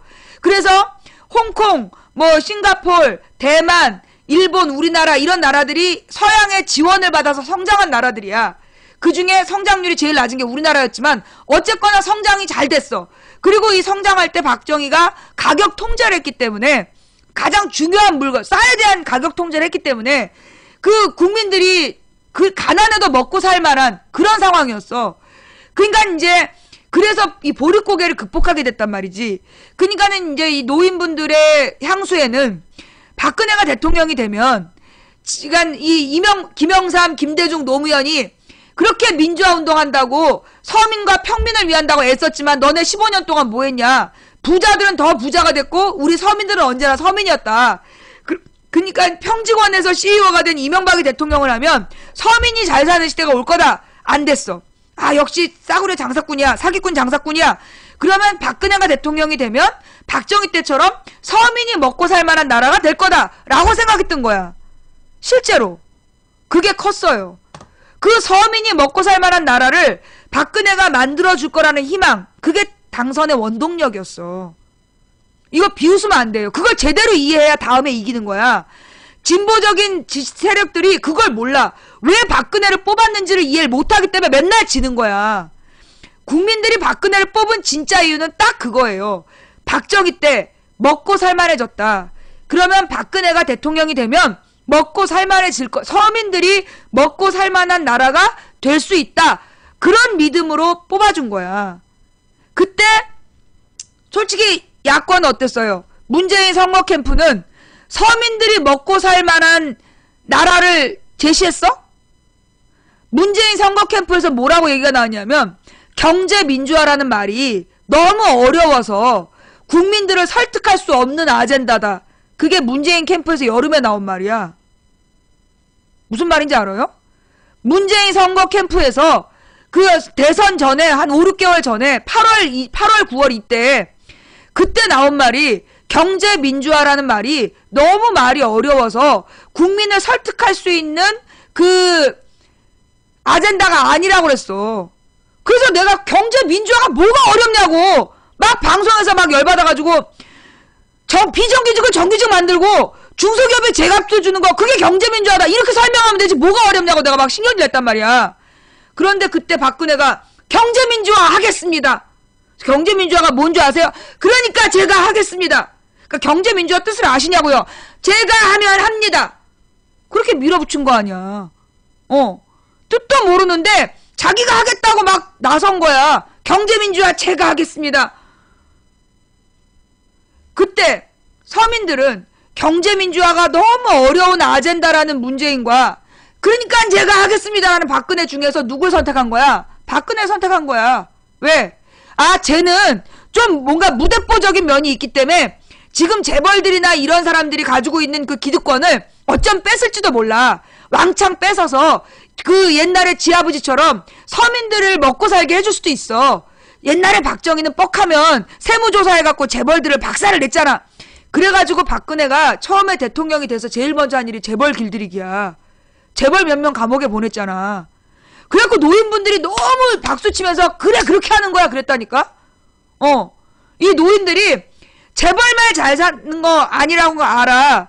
그래서 박근혜가 대통령이 되면 재벌들 막 이렇게 밀어붙여가지고 서민들 먹고 살게 해줄 거라는 기대가 있었던 거야. 그런데 그래갖고 박근혜가 재벌 길들이기를 했잖아. 그래갖고 노인분들이 기대가 컸어. 근데 어떻게 됐어? 그걸로 끝이었어. 그냥 그걸로 끝이고, 그걸로 끝이고 전혀 나아진 게 없는 거야. 재벌들한테 세금 이명박이 깎아준 거 계속 깎아주고, 서민들한테 세금은 야곱야곱 올려가지고 박근혜 2년 동안 세금이 너무 올랐어. 그렇잖아. 무엇보다 13년에 아예 세금 제도를 바꿔버렸다니까? 그리고 12년보다 13년에 수입이 줄은 사람들이 세금을 더 내는 일이 발생한 거야. 근데 그 사람들한테 올해 세금을 또 걷었잖아. 또 더 내라 그런 거 아니야. 그러다 보니까 이게 지금 박근혜에 대해서 국민들이 다 모르는 척하면서 지지하면서 원했던 건 정말 서민들을 먹고 살게 해주는 그런 혁신적 개혁을 원했던 거야. 경제개혁. 물론 이걸 국민들이요 깨닫지 못했던 것 같아. 내가 지금 곰곰이 이제 이게 설 때 그 민심을 쭉 파악해 본 바에 의하면 알고 지지한 게 아니야. 국민들이 박근혜한테 기대한 게 그건지 나도 이번에 알았어. 이게 무슨 얘기인지 알겠어요? 국민들이 박근혜한테 기대한 게 그건지 내가 보니까 그때 아무도 몰랐던 것 같아. 근데 이 노인분들도 그렇고 박근혜를 지지했던 사람들이 박근혜가 되면 서민을 위한 경제를 할 줄 알았다는 거야. 재벌들을 틀어주고 자기 아버지처럼 강력한 드라이브를 해서 재벌들한테 뜯어다가 중소기업이나 서민들을 먹여 살릴 줄 알았다는 거야. 근데 그 당시에는 그런 기대를 대놓고 몰랐던 것 같아. 그러니까는 자기네들이 원하는 게 그건지 몰랐다가 지금 2년이 지난 박근혜를 평가하면서 박근혜가 뭘 못했느냐라고 물었을 때 그걸 얘기하더라는 거지. 박근혜는 자기 아버지처럼 재벌들한테 뜯어서 국민들한테 풀 줄 알았다. 그러니까 그게 박정희가 진짜 그랬는지 모르지만 어른들은 그렇게 알고 있었다는 거야. 제 말이 무슨 말인지 이해가 되세요? 박근혜 전통 지지층은 그렇게 생각했다고. 이게 무슨 얘기인지 알겠어요? 그러니까 제가 지금 어른들의 얘기를 제대로 파악했다고 이해가 되십니까? 내가 너랑 모텔을 왜 가? 새끼 눈 높아가지고 진짜. 그런 얘기 새끼야 쪽지해야지. 대놓고 채팅창에다 쓰고 지랄이야. 자 하던 얘기 마저 하면 그래서 그러니까 이제 박근혜에 대한 기대에서 국민들이 실망한 부분은 그거예요. 재벌들한테 막 처음에 감옥 보내고 막 그래서 진짜 이 재벌들이 폭리를 취하고 있다는 걸 사실은 다 알았거든. 왜? 우리 어른들이 실제로 중소기업을 운영했고 중소기업에서 대기업에다 착취당하는 주체들이기 때문에 그래서 이 어른들은 알고 있었던 거야. 대기업의 착취 구조를 깨야 된다. 그리고 박근혜가 되면 어쩌면 그걸 해낼 것이라고 기대했던 거야. 이 민주주의자들은 김영삼이나 김대중이나 노무현은 민주주의자들이라 그걸 못했다. 그 얘기도 하더라고. 김영삼, 김대중, 노무현은 민주주의자들이라 강제로 재벌들한테 뺏는 걸 못했다. 근데 박근혜라면 자기 아버지가 했던 것처럼 차라리 박정희, 전두환 때가 살기 좋았다는 사람들 있잖아. 그 사람들이 원한 게 그거더라고. 강제로라도 뺏어서 줄 줄 알았던 거야. 그런데 어떻게 됐어? 박근혜가 2년 동안 겉으로는 박근혜를 재벌을 잡는 척 했는데 알고 보니까 재벌들한테 놀아난 거 아니야. 손 재벌들만 좋은 거 해주고 서민들은 더 가난해졌잖아. 거기서 사람들이 돌아선 거야. 2년 딱 보니까 아는 거거든. 왜냐하면 그 김대중도 2년 만에 실망했고 그 다음에 노무현도 2년 만에 실망했어. 그게 한 2년 정도가 기대감이야. 국민들이 2년은 기대감을 갖고 밀어주는데 2년이 딱 지나서 어떤 눈에 보이는 성과가 없잖아요. 그럼 딱 등 돌려. 내가 노태우 때부터 쭉 보니까 그래. 노태우 때부터 쭉 된 대통령들을 보아하니까 한 2년은 국민들이 그래도 기대를 갖고 지지해주는데 2년이 지나서까지 성과가 안 보이면 등을 돌리더라고. 그래서 그 박근혜가 지지율이 떨어지는 이유는 근본적으로 경제 문제를 못 풀기 때문이야. 그래서 경제 문제를 못 풀어서 국민들의 불만이 높아지니까 이걸 경찰력이나 군인의 능력이나 이런 걸 가지고 지금 탄압하려고 그러는 거 아니야. 그러니까 국민들이 더 기가 막히는 거지. 무능한 주제에 민주주의까지 위협해? 옛날에 김대중, 노무현, 김영삼 때는 그래도 민주주의라도 지켜줬어. 근데 이거는 우리가 먹고 사는 것도 못하는데 민주주의까지 뺏어가려고 그래? 맘대로 욕도 못하게 해? 그러니까 국민들이 들고 일어나는 거야. 도는 거야. 빡이 도는 거야. 그걸 쟤네들은 반짝 어쩌고 이러면서 물타기를 하고 있는 거지. 근본은 박근혜 정부가 재벌 중심의 경제 구조를 바꾸려는 의지가 없고 박근혜가 2년 동안 제일 많이 한 게 뭐예요? 경제 규제 개혁. 경제 규제를 개혁한 거잖아. 규제를 완화한 거잖아. 경제 규제를 즉 대기업이 중소기업을 착취하는 구조를 그걸 막는 게 경제 규제인데 규제를 없애라는 게 2년 동안 박근혜 주장이잖아. 그러면 중소기업 사장님들이 그걸 보고 뭐라고 생각하겠어? 아 씨발 똑같네 그러는 거지. 그러니까 박근혜의 지지율이 거기서 깨지는 거예요. 그걸 모르면 안 돼. 그걸 똑바로 봐야 돼. 그렇다면 반대로 지금의 야권은 뭐가 필요하냐? 어떻게 서민이 먹고 살 걸 해낼 수 있느냐? 어떻게 우리가 먹고 살아야 되느냐에 대한 분명한 비전을 제시해야 돼. 첫째. 둘째, 자신감 있게 밀어붙여야 돼. 박근혜 봐봐. 그러니까 내가 한다니까요. 그 말이 되게 우리가 볼 때 비웃기잖아. 지가 뭘 알아서 해 그랬잖아. 그런데 서민들은요. 그렇게라도 하겠다라는 의지가 중요한 거야. 문재인이든 박원순이든 안희정이든 야권에서 대권을 잡고 싶은 사람이 해야 될 일은 뭐냐? 그러니까 하겠다니까. 그래서 하겠습니다. 어려워도 하겠습니다. 라고 얘기하는 거야. 서민들이 원하는 건 그거예요. 네가 뚝딱하면 될 일이면 왜 안 됐겠니? 어렵더라도 네가 하겠다라는 마음을 갖고 밀어붙여. 그럼 우리가 지지해 줄게. 그거야. 문재인 캠프에서 경제 민주화에 대한 구체적인 이야기들을 막 던지면서 공세로 갔어야 됐는데 안철수하고 단일화에 묶여가지고 안철수와의 단일화에 묶여서 어떤 걸 비전으로 할지를 안 알려준 거야. 그래서 죽은 거예요. 그래서 문재인이 안 된 거야. 박근혜는 지가 뭔지도 몰라도 하겠다고 막 그런 거 아니야. 내가 그것도 할 거고 이것도 할 거고 노동자도 대우해 줄 거고 지금 와서 다 개구라지만 어쨌거나 박근혜는 하겠다는 의지를 보였고 문재인은 그 당시에 멈칫거렸어. 그 고뇌하는 지식인을 보여준 거야. 서민들은 고뇌하는 지식인 싫어해요.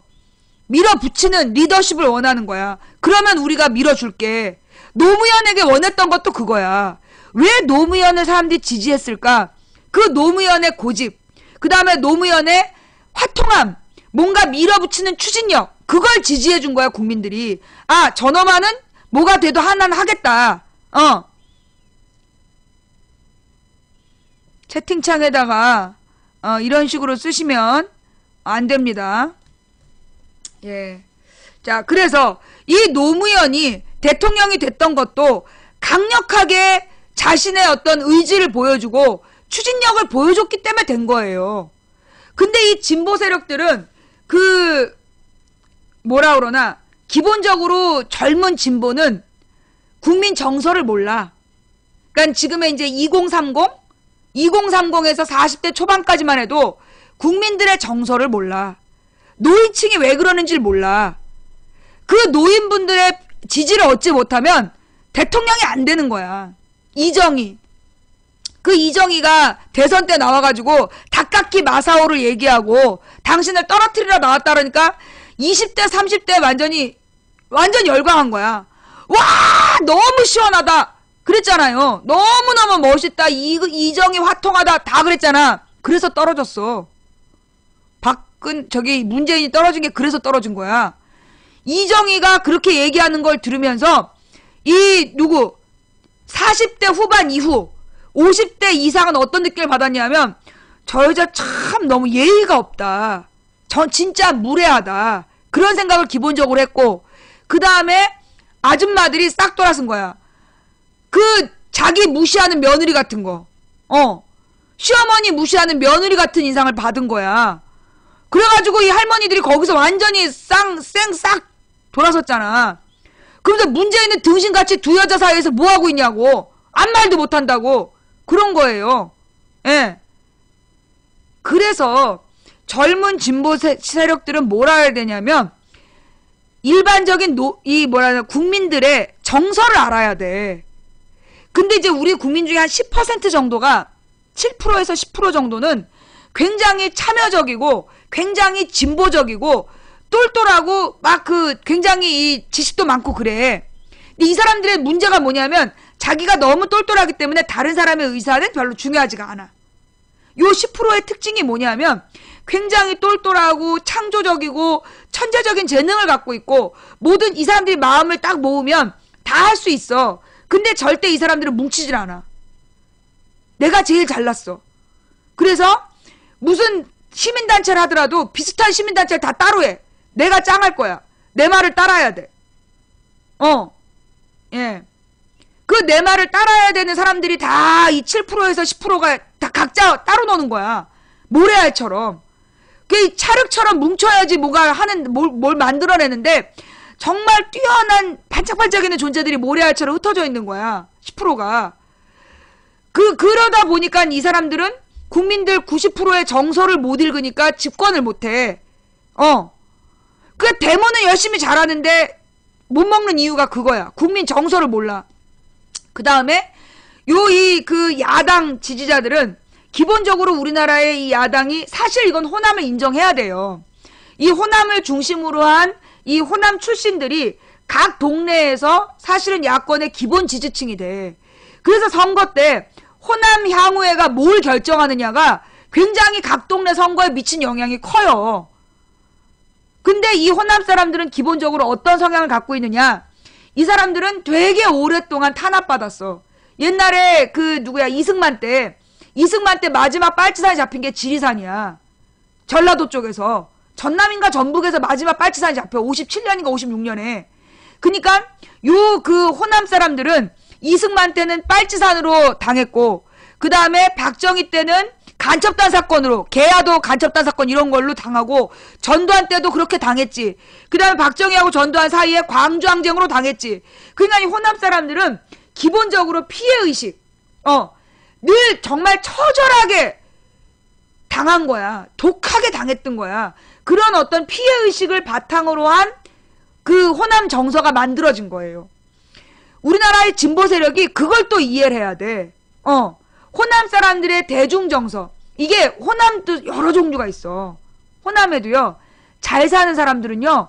새누리당 일반 지지자는 되지도 못해. 호남에서 잘 사는 사람은 옛날부터 우리는 9가지 밑으로는 밥 먹어본 적이 없네. 이런 사람들이야. 그래갖고 호남에서 진짜 잘 사는 사람들은 정말 새누리당 서울에 있는 새누리당 지지하고는 택도 안 되는 거야. 정말 강력한 보수주의자들이야. 지금도 왜 프로그램 중에 종손 가문의 요리 말도 안 되는 요리를 그거를 맨날 며칠 뭘 고와가지고 뭐 엿 하나 찍어 먹고 그러고 있잖아. 그거 대부분 호남이야. 그 유서 깊은 종성 가문의 그 무지막지한 요리, 그거 대부분 호남이라고.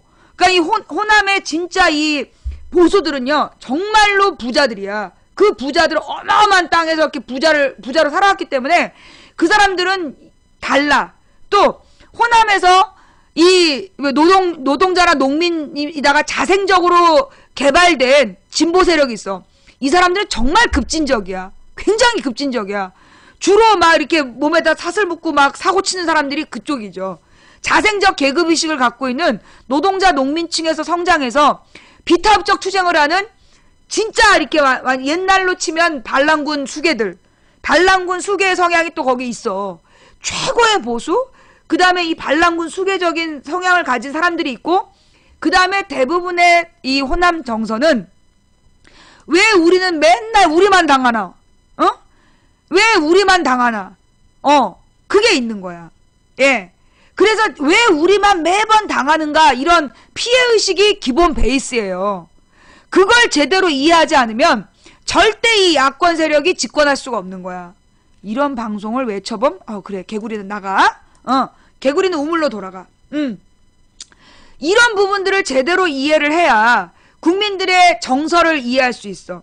그 다음에 내가 경상도로 시집갔고, 우리 언니랑 형부도 우리 언니랑 동생도 경상도로 시집갔잖아. 경상도 사람들의 특징은 뭐냐? 이게 경상도 사람들도 잘 봐야 돼요. 경상도 사람들의 특징이 뭐냐면 굉장히 부지런해. 그 다음에 굉장히 체계적이야. 그러니까 이게 좀 정서적으로 이 설명이 맞는지 모르겠는데 내가 느낀 영남과 호남의 차이야. 호남 사람들은 굉장히 정이 많어. 굉장히 정이 많아서 그 자기를 희생시키는 거를 아무렇지도 않게 생각해. 내가 좋아하는 사람을 위해서는요, 목숨도 바쳐요.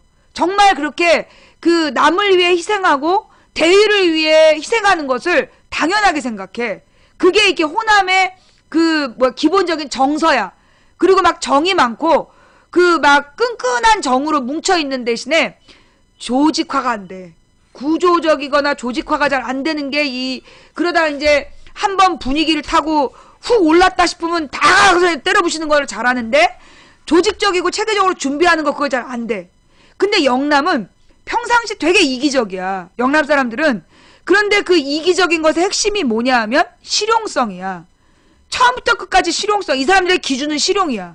쓸만해야 되고 뭔가 남아야 되고 그래서 자기가 먼저 양보하고 이런 거 안 해. 무조건 내가 차지해야 돼.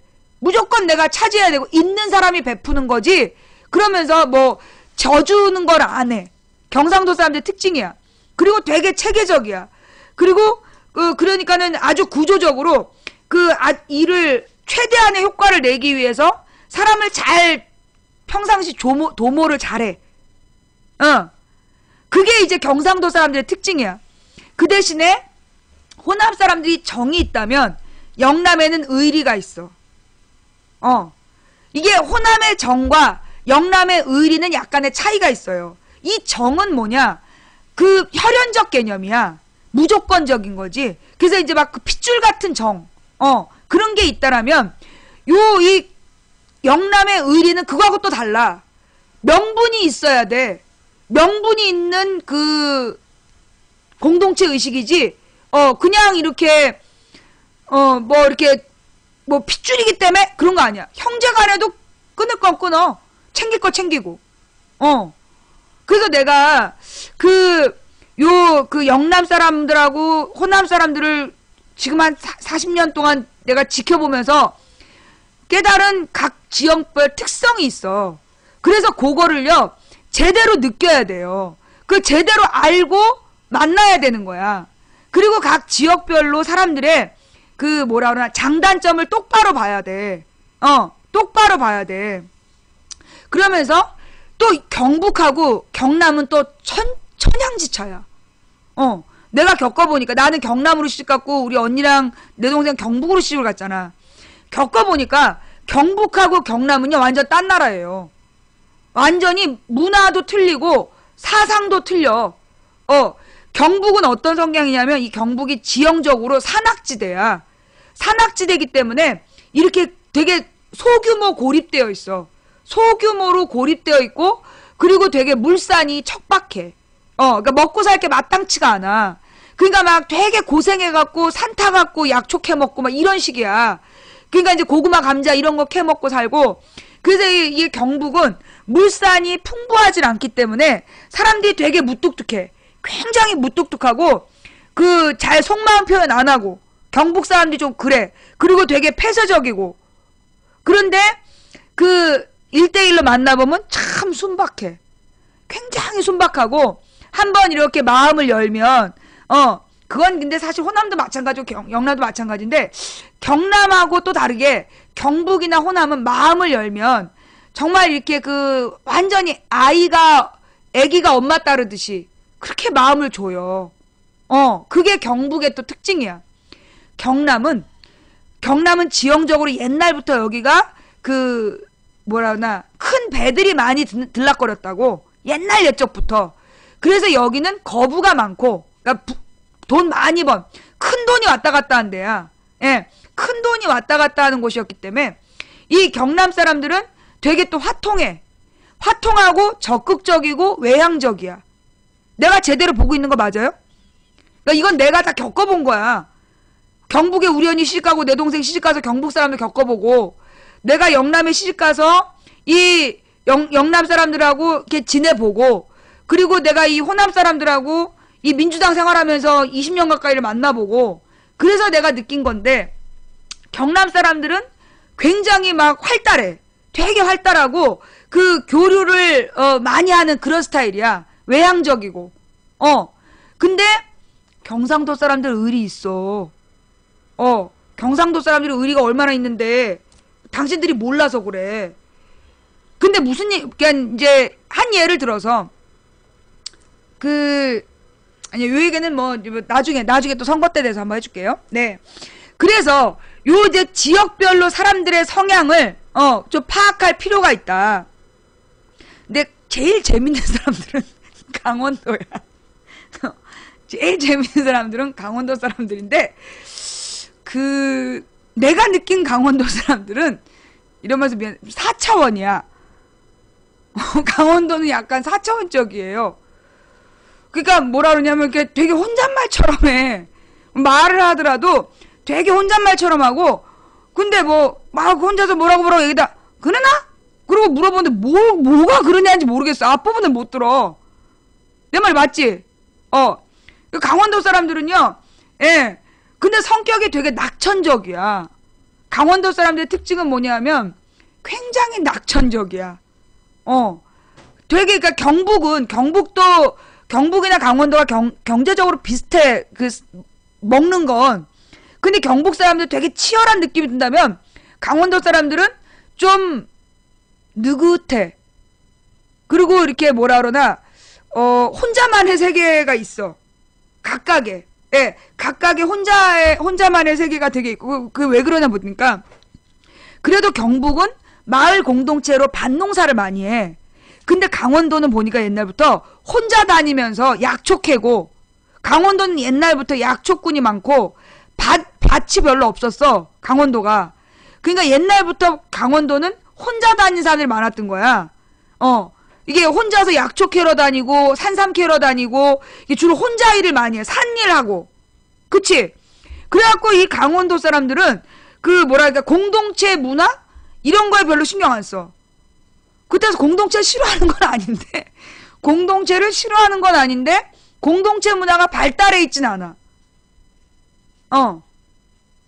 내가 이거 제대로 보는 거예요? 되게 독립적이야. 강원도 사람들은 굉장히 독립적인데, 그러면서 또 은근히 또 유능해. 굉장히 몸이 빨라. 막 휙휙 다녀. 진짜 무슨, 뭐라 그러나, 도사? 옛날 얘기 나오는 도사들처럼 축지법 쓰는 것 마냥 휙휙 다녀. 그리고 막 산 같은 데도요, 얼마나 빨리 타는지, 그리고 굉장히 대부분 강원도 사람 말랐는데, 되게 말랐는데 힘이 세. 몸이 되게 재고 힘이 세고 그리고 되게 건강해요. 그러면서 이렇게 사람들에 대해서 그 뭐라 그러나 뭐 이렇게 막 계산적이지 않아. 강원도 사람들 별로 계산적이지 않아. 내가 강원도 사람들 제일 조금 접해봤는데 제일 조금 접해본 강원도 사람들이지만 그렇더라. 별로 이렇게 막 이익을 따지거나 그러질 않아. 이익을 막 따지거나 그러진 않은데 경북 같은 경우에는 굉장히 이렇게 척박한 환경에서 최대한 살아남기 위해서 가장 효율적으로 일을 하면서 되게 이렇게 알차다라면 그 강원도는 비슷한 환경이지만 이게 좀 뭔가 초월한 듯한 삶을 초월적인 삶을 사는 그런 게 있어. 충청도가 또 웃겨. 충청도 사람들은 보면 그 뭐라 그러나 거기가 옛날부터 길목이었잖아. 충청도가 옛날부터 길목이었다고. 이 호남의 많은 물산이 이 한양으로 가는 걸 지켜보고 호남보다는 풍요롭지 않지만 호남 정도의 풍요로움을 갖고 있는 그런 이제 이 충청도의 그 이제 물산, 충청도도 이 평야가 많아서요. 옛날부터 풍요로웠어요. 그 충청도 사람들은 보면 충청도도 그렇게 이기적인 모습은 안 보여. 막 이렇게 티나게. 그러니까 충청도는 기본적으로 어떤 느낌이냐? 양반 같은 느낌. 그러니까 막 시끄럽지 않아. 일단 충청도는 조용해. 되게 조용하고 그 다음에 막 그 자기의 이익을 드러내놓고 자신의 이익을 챙기지 않아. 내가 본 충청도 사람들은 드러내놓고 자기의 이익을 챙기지 않고 그리고 뭐라 그러나 시끄럽지 않고 매우 조용하고 자기 속마음을 잘 드러내질 않아. 근데 대신에 뭐냐면 생활력이 강해. 생활력이 강해서 눈치가 빨라. 생각보다 눈치가 빨라서 그 변화나 이런 것에 대해서 다 알면서 모른 척해. 충청도 사람들이 제일 어떻게 보면 어려운 사람들이야. 속마음 파악하기가요. 속마음 파악하는 게 되게 어려워. 절대 드러내놓고 계산적이지 않고 자기의 이익을 드러내놓고 챙기지 않고 그거 내 거다 이런 얘기 안 해. 뭐 가령 그 저기 전라도 사람들 예를 들어 무슨 잔치집에서 누구요? 이거 막 와서 이거 먹으라고 막 누구 챙겨. 먹은 사람들 막 챙겨. 소리를 막 내면서 그리고 이제 막 그 경상도 사람들 같은 경우에는 막 이제 따로 딱 이제 집에 있는 식구들 거 챙겨. 근데 충청도는 제일 좋은 자리에 조용히 앉아 있어. 그러니까 내가 이렇게 잔치집에 가서 보면 그러니까 전라도 사람들은 막 사람들 불러가지고 막 시끄럽게 와서 먹으라고 막 그래. 근데 경상도 사람들은 그 조용히 자기 거 이제 그 집에 가서 식구들 먹일 거 챙겨. 근데 충청도 사람들은 조용히 제일 좋은 자리에 가서 얌전히 앉아 있어. 그러니까 굉장히 그 실리적이지. 내 말이 맞는 것 같아? 저기 본인이 경상도, 전라도, 강원도 저기 사는데 망치 부인이 말이 맞는 것 같다 손. 좋은 말로 실리적이죠. 이 충청도가요 사실 정치인이 많이 나와요. 그러니까 성공한 정치인이 많이 나오는 게 뭐냐? 절대 나대지 않으면서 실리를 챙겨서. 그리고 전략가가 많아. 충청도 사람들에게 충청도 출신의 전략가가 많아. 그 이유가 뭐냐면 눈치가 빠른 거야. 그리고 상황을 알면서도 드러내놓고 자기 수를 들키지 않기 때문에 그래서 이 충청도 사람들이 그 전략가가 많이 나와. 대신 솔직히 얘기해서 충청도 사람들 중에 음흉한 사람도 많아. 음흉한 사람도 많아. 머리가 되게 좋아 충청도가 생각보다. 왜냐하면 이 뭐라 그러나 삼도를 읽어야 되거든. 저기 전라도도 읽어야 되고 여기 경상도도 읽어야 되고 수도권도 읽어야 되기 때문에 굉장히 빨라요. 그 소식에 되게 민감하고 모든 걸 다 알면서도 모르는 척해. 그래서 저 충청도 사람들한테 쉽게 자기 속마음 얘기하면 안 돼. 네. 하여튼 시댁이 충청인데 맞는 것 같아요. 아니 내가 전국을 돌아보니까 내가 옛날부터 전국을 많이 돌아다녔잖아. 그리고 내가 이제 영업을 2년 동안 하면서 그 이제 지방도 많이 돌아다녔어요. 근데 그러면서 사람들을 많이 보게 된 것 같아. 그러니까 어떻게 보면 나의 방송에 나오는 이제 사람들에 대한 이해나 이런 게 내가 전국을 일주를 하면서 전국을 몇 번을 돌면서 그 사람들을 만나봤던 경험 있잖아. 그 사람들의 기본적인 정서, 베이스, 그 바탕을 느꼈기 때문에 아, 이런 건 이런 게 문제가 있겠구나. 아, 요런 건 요런 게 먹히지만 이거는 거부받겠구나. 이런 게 느껴져. 서울은 잡동산이지. 서울은 기본 정서가 뭐야? 피곤하다야. 서울 사람들의 기본 정서는 피곤하다. 그리고 이렇게 막 너무 사람이 많기 때문에 너무 사람이 많고 너무 길도 막히고 일도 너무 많고 내가 돈 좀 있는데 쓰려면 쓸만한 물건은 너무 비싸고 그러니까 이 서울 사람들의 마음은 딱딱해. 서울 사람들의 마음은 딱딱해. 이게 사실 서울하고 부산하고 보면 부산도 대도시잖아요. 근데 부산이나 울산 사람들이나 하고 서울을 비교해보면 달라. 왜냐하면 서울은 빈부격차가 부산보다 훨씬 커. 서울은 빈부격차가 부산보다 훨씬 커요. 전국에서 빈민이 제일 많이 사는 데가 어디야? 서울이야. 전국에서 빈민이 가장 많이 사는 데가 서울이에요. 그래서 서울은 굉장히 각박해. 예. 그게 마음들이 되게 많이 딱딱하고 갈라져 있는 상태이지. 좀 그래요. 예. 하여튼, 뭐 그렇다라는 거. 그래서 이제 망치 부인의 오늘의 팔도 유람기. 예. 그래서 우리가 성공하려면 뭘 알아야 된다? 지역의 정서를 알아야 된다. 그래야 마음을 잡아요. 그래서 내가 오늘 그럼 이 팔도 정서 얘기를 왜 했느냐? 내가 지금 보니까 야권이 풀어야 될 가장 핵심적인 문제가 뭐냐면 호남 사람들의 상처야. 내가 이번에 명절에도 이렇게 쭉 한번 이렇게 지켜보니까 호남 사람들이 가지고 있는 피해의식, 우리나라가 민주주의로 발전하고 강대국이 돼가는데 가장 걸림돌이 뭐냐면 호남 사람들의 피해의식이야. 워낙 너무나 역사적으로 오랜 기간 당해왔기 때문에 이 역사적인 착취를 너무 많이 당했단 말이야. 예. 그래서 이 호남 사람들이 가지고 있는 정서에 깔려있는 이 피해의식, 특히 호남 사람들이 제일 싫어하는 게 뭐냐? 무시당하는 거야. 이 호남 사람들이 갖고 있는 것 중에 물론 모든 사람들이 무시당하는 걸 싫어하는데 특히 무시했을 때 꼭지 도는 게 호남 사람들이 제일 심해요. 충청도 사람들은 무시를 하거나 말거나 자기도 무시해. 왜냐면 다른 사람 다 무시하기 때문에 충청도면 신경 안 써. 그리고 이 강원도는 초월해 있고 경상도는 지들이 누굴 무시하지 누구한테 무시당하고는 안 살아. 그러니까 자기를 무시한다는 것 자체를 몰라. 자기가 무시당할 수 있다는 것 자체를 몰라. 근데 무시당했다라고 생각하면 굉장히 충격이 크고 상처가 막 드러나는 게 이 호남 사람들이야. 예.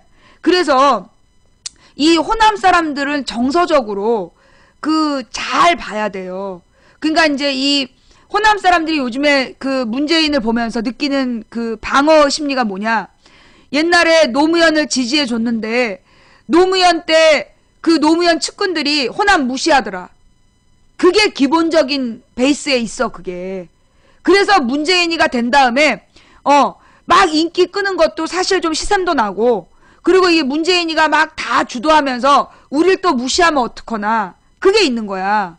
그리고 옛날에 김대중 대통령, 노무현 대통령 초기에 김대중 대통령의 대북 특검을 허용했잖아. 노무현 대통령이.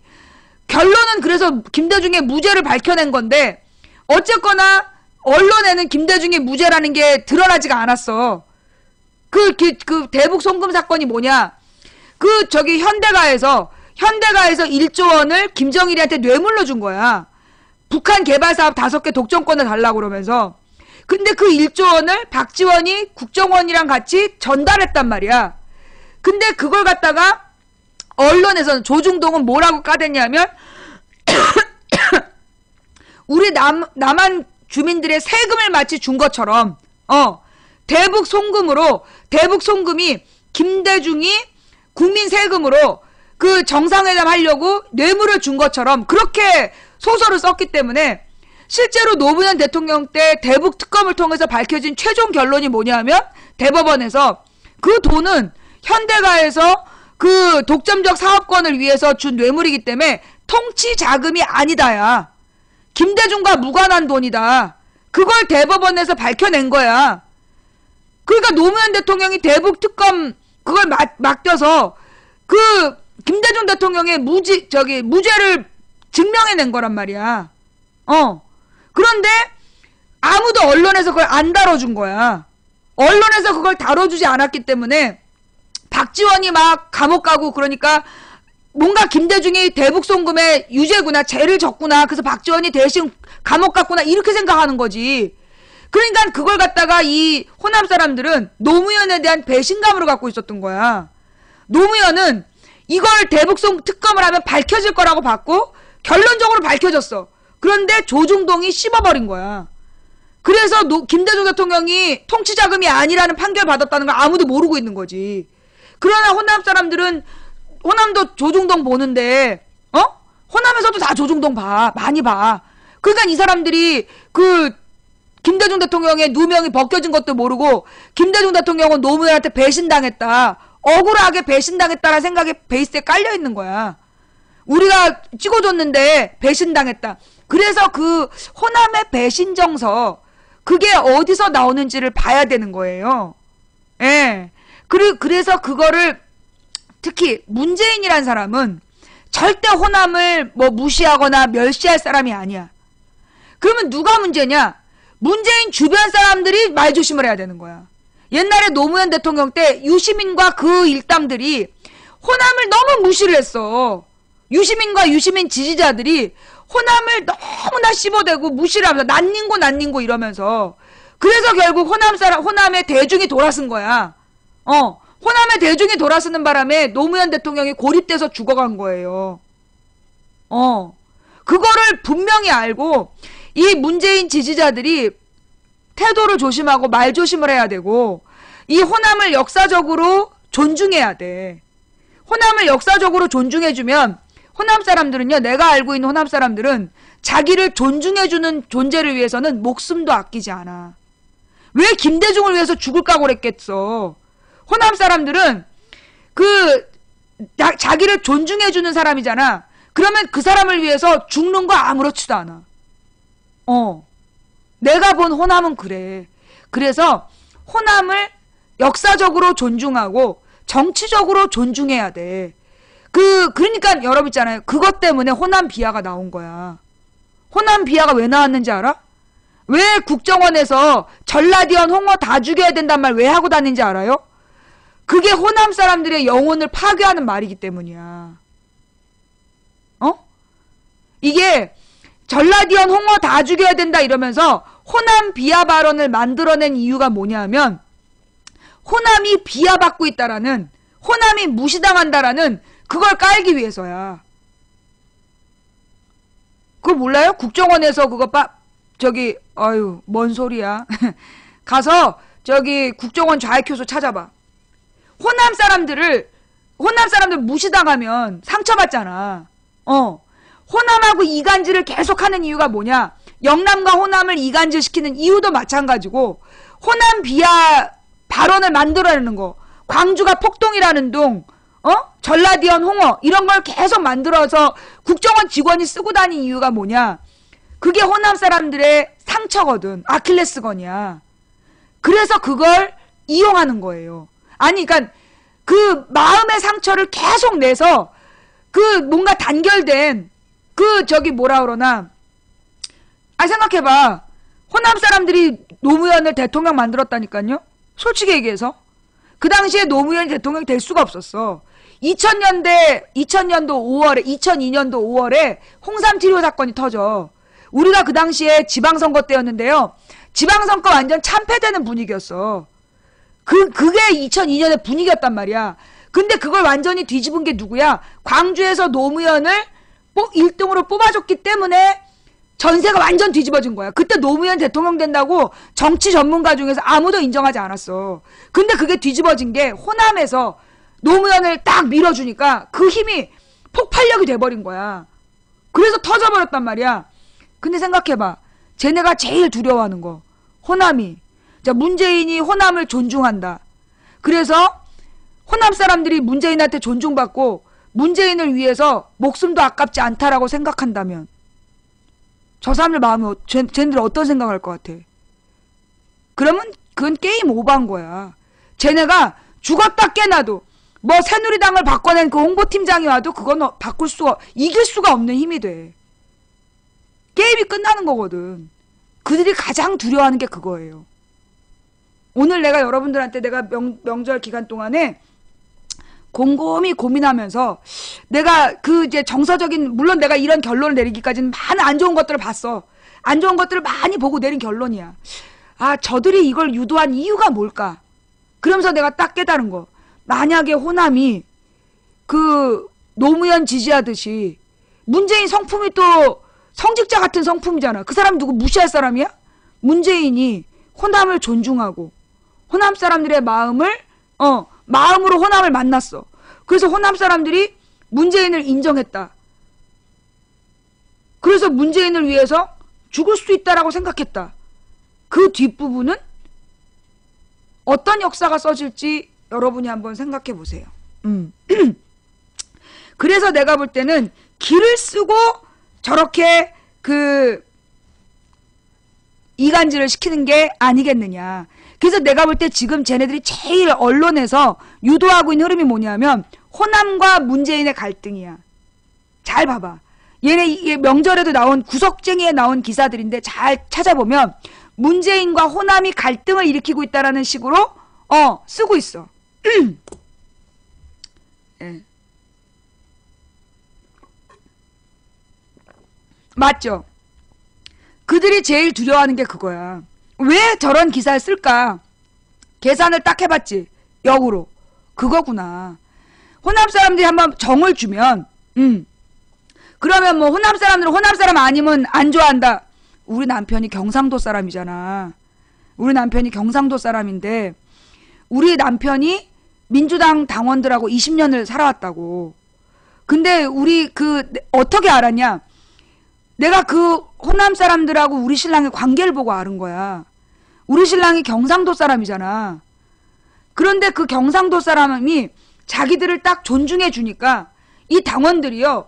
우리 남편을 위해서 너무 무섭게 움직이는 거야. 정말 우리 신랑 누가 건드리면 가만 안 둘 기세야.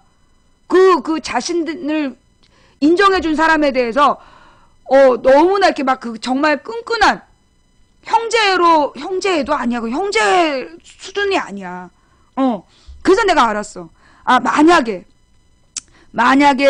호남 사람들이 문재인을 우리 신랑 사랑하듯이 한다면, 야, 기가 막히겠구나. 그러니까 쟤네들이 저렇게 바꾸는구나. 저걸 그렇게 이간질을 시키려고 애쓰는구나. 그러니 지금 이 호남에서 정치 한번 배지 한번 달아보겠다는 사람들을 계속 부추겨가지고 계속 문재인하고의 갈등을 유도하고 있는데 거기 넘어가는 사람이 누군지 한번 잘 찾아보자고. 자, 마지막으로요. 이건희 배당금 이야기. 아유, 5시 반이네. 아이씨, 이건희 배당금 얘기해야 되는데. 그러면 우리 이건희 배당금 얘기하고 그 국가장학금 7조 원 얘기는 간단하게 할게요. 아니야, 이건희 배당금은 내일 합시다.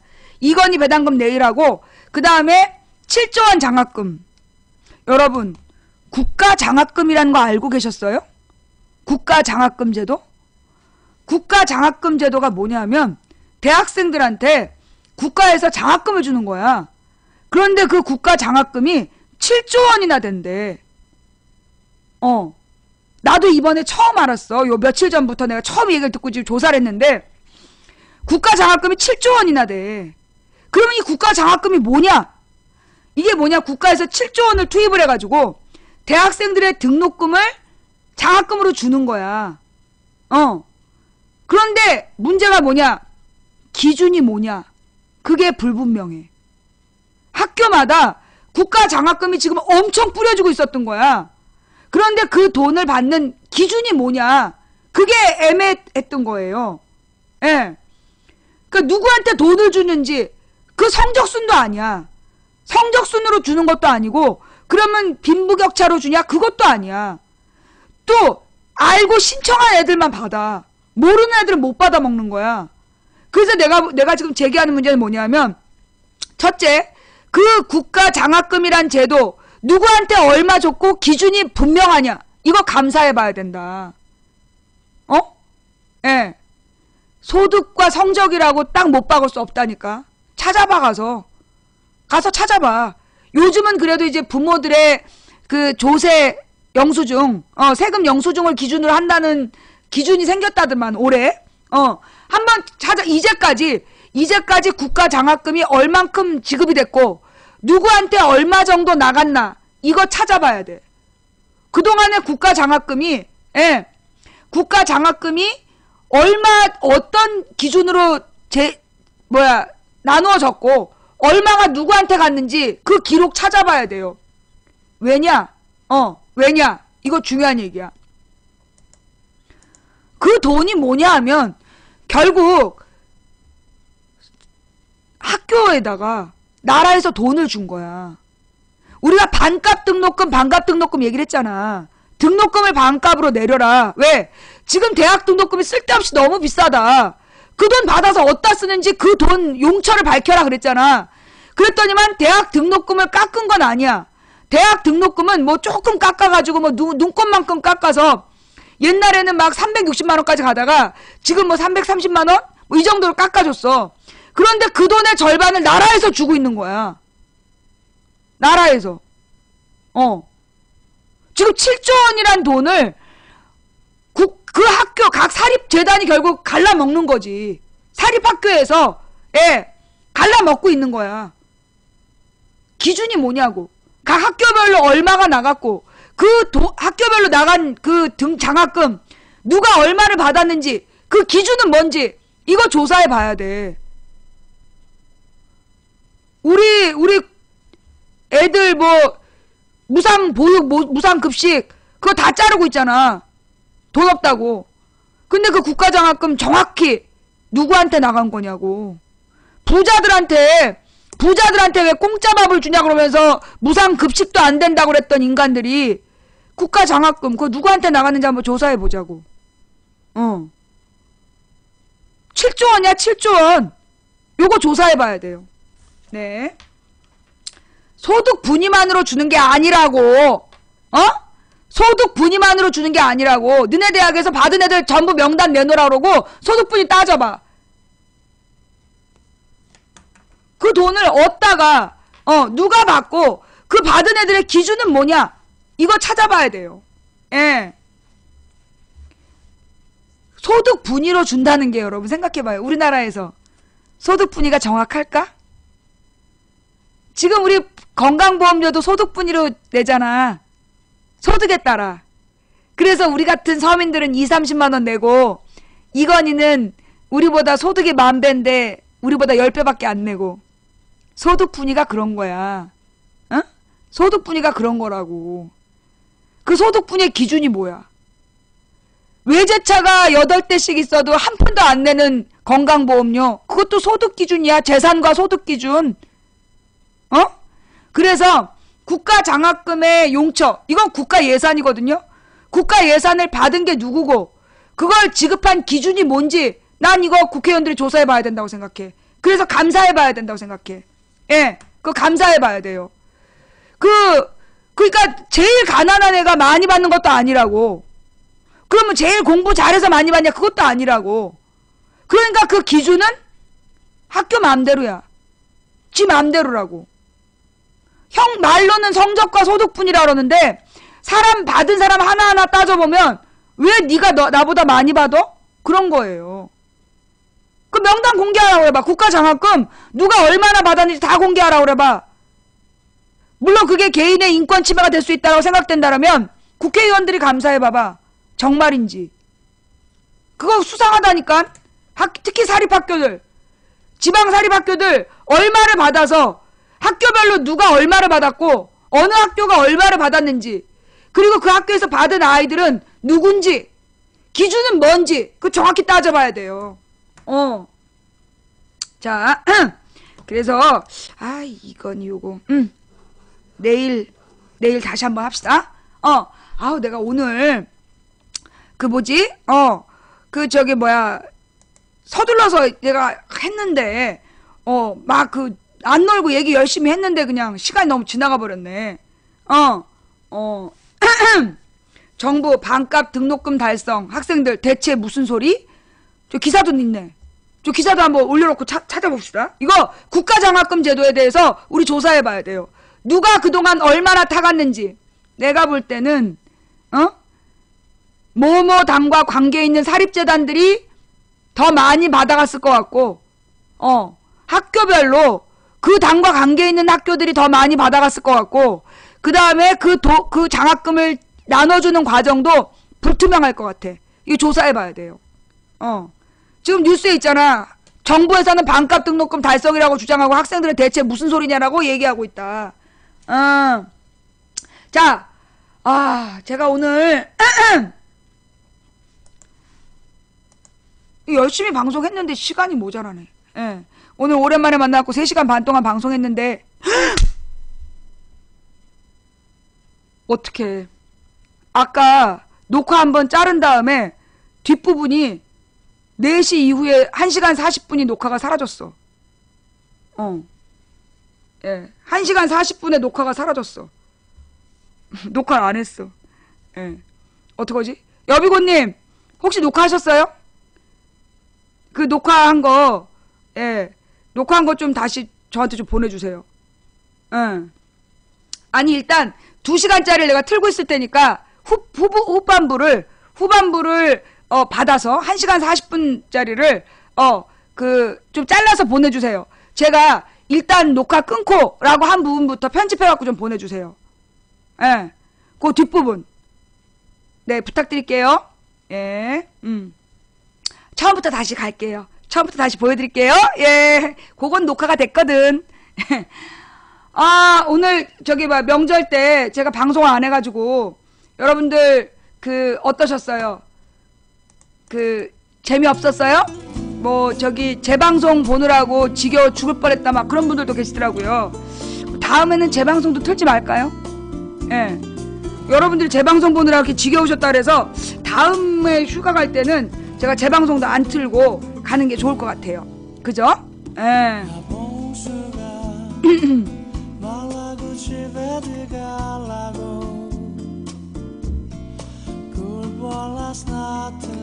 예, 내가 연기니 어디로 꺼져? 꺼지고 싶으면 너나 꺼져. 명절 때 방송 못해서 예, 대단히 죄송했고요. 우리 벌써 3시간 40분 했습니다. 예. 5일이 너무 길었어요. 내가 방송 쉰 건 3일밖에 안 되거든요. 근데 누가 그러는 거야. 저 명절이라서 생방사수 가능한데 왜 방송 안 하세요? 이 사람들아, 당신들은 휴가라고 집에 있는데 내가 또 쓰러져가지고 한 몇 달 방송을 쉬어줘야지. 내가 그때 망치부인한테 왜 그랬을까? 반성들 하겠지? 잘못했다고요. 재방송도 3일 동안 안 했잖아요. 미안해요. 예, 내가 19일부터 20일, 21일 3일 동안 재방송도 안 하고 좀 쉬다 왔어요. 왜냐하면 재방송을 하고 있으면 쉴 수가 없어. 계속 집에 있어야 되고. 내가 이렇게 쉬고라도 방송을 더 할 수 있는 거에 감사해야 돼. 알았어?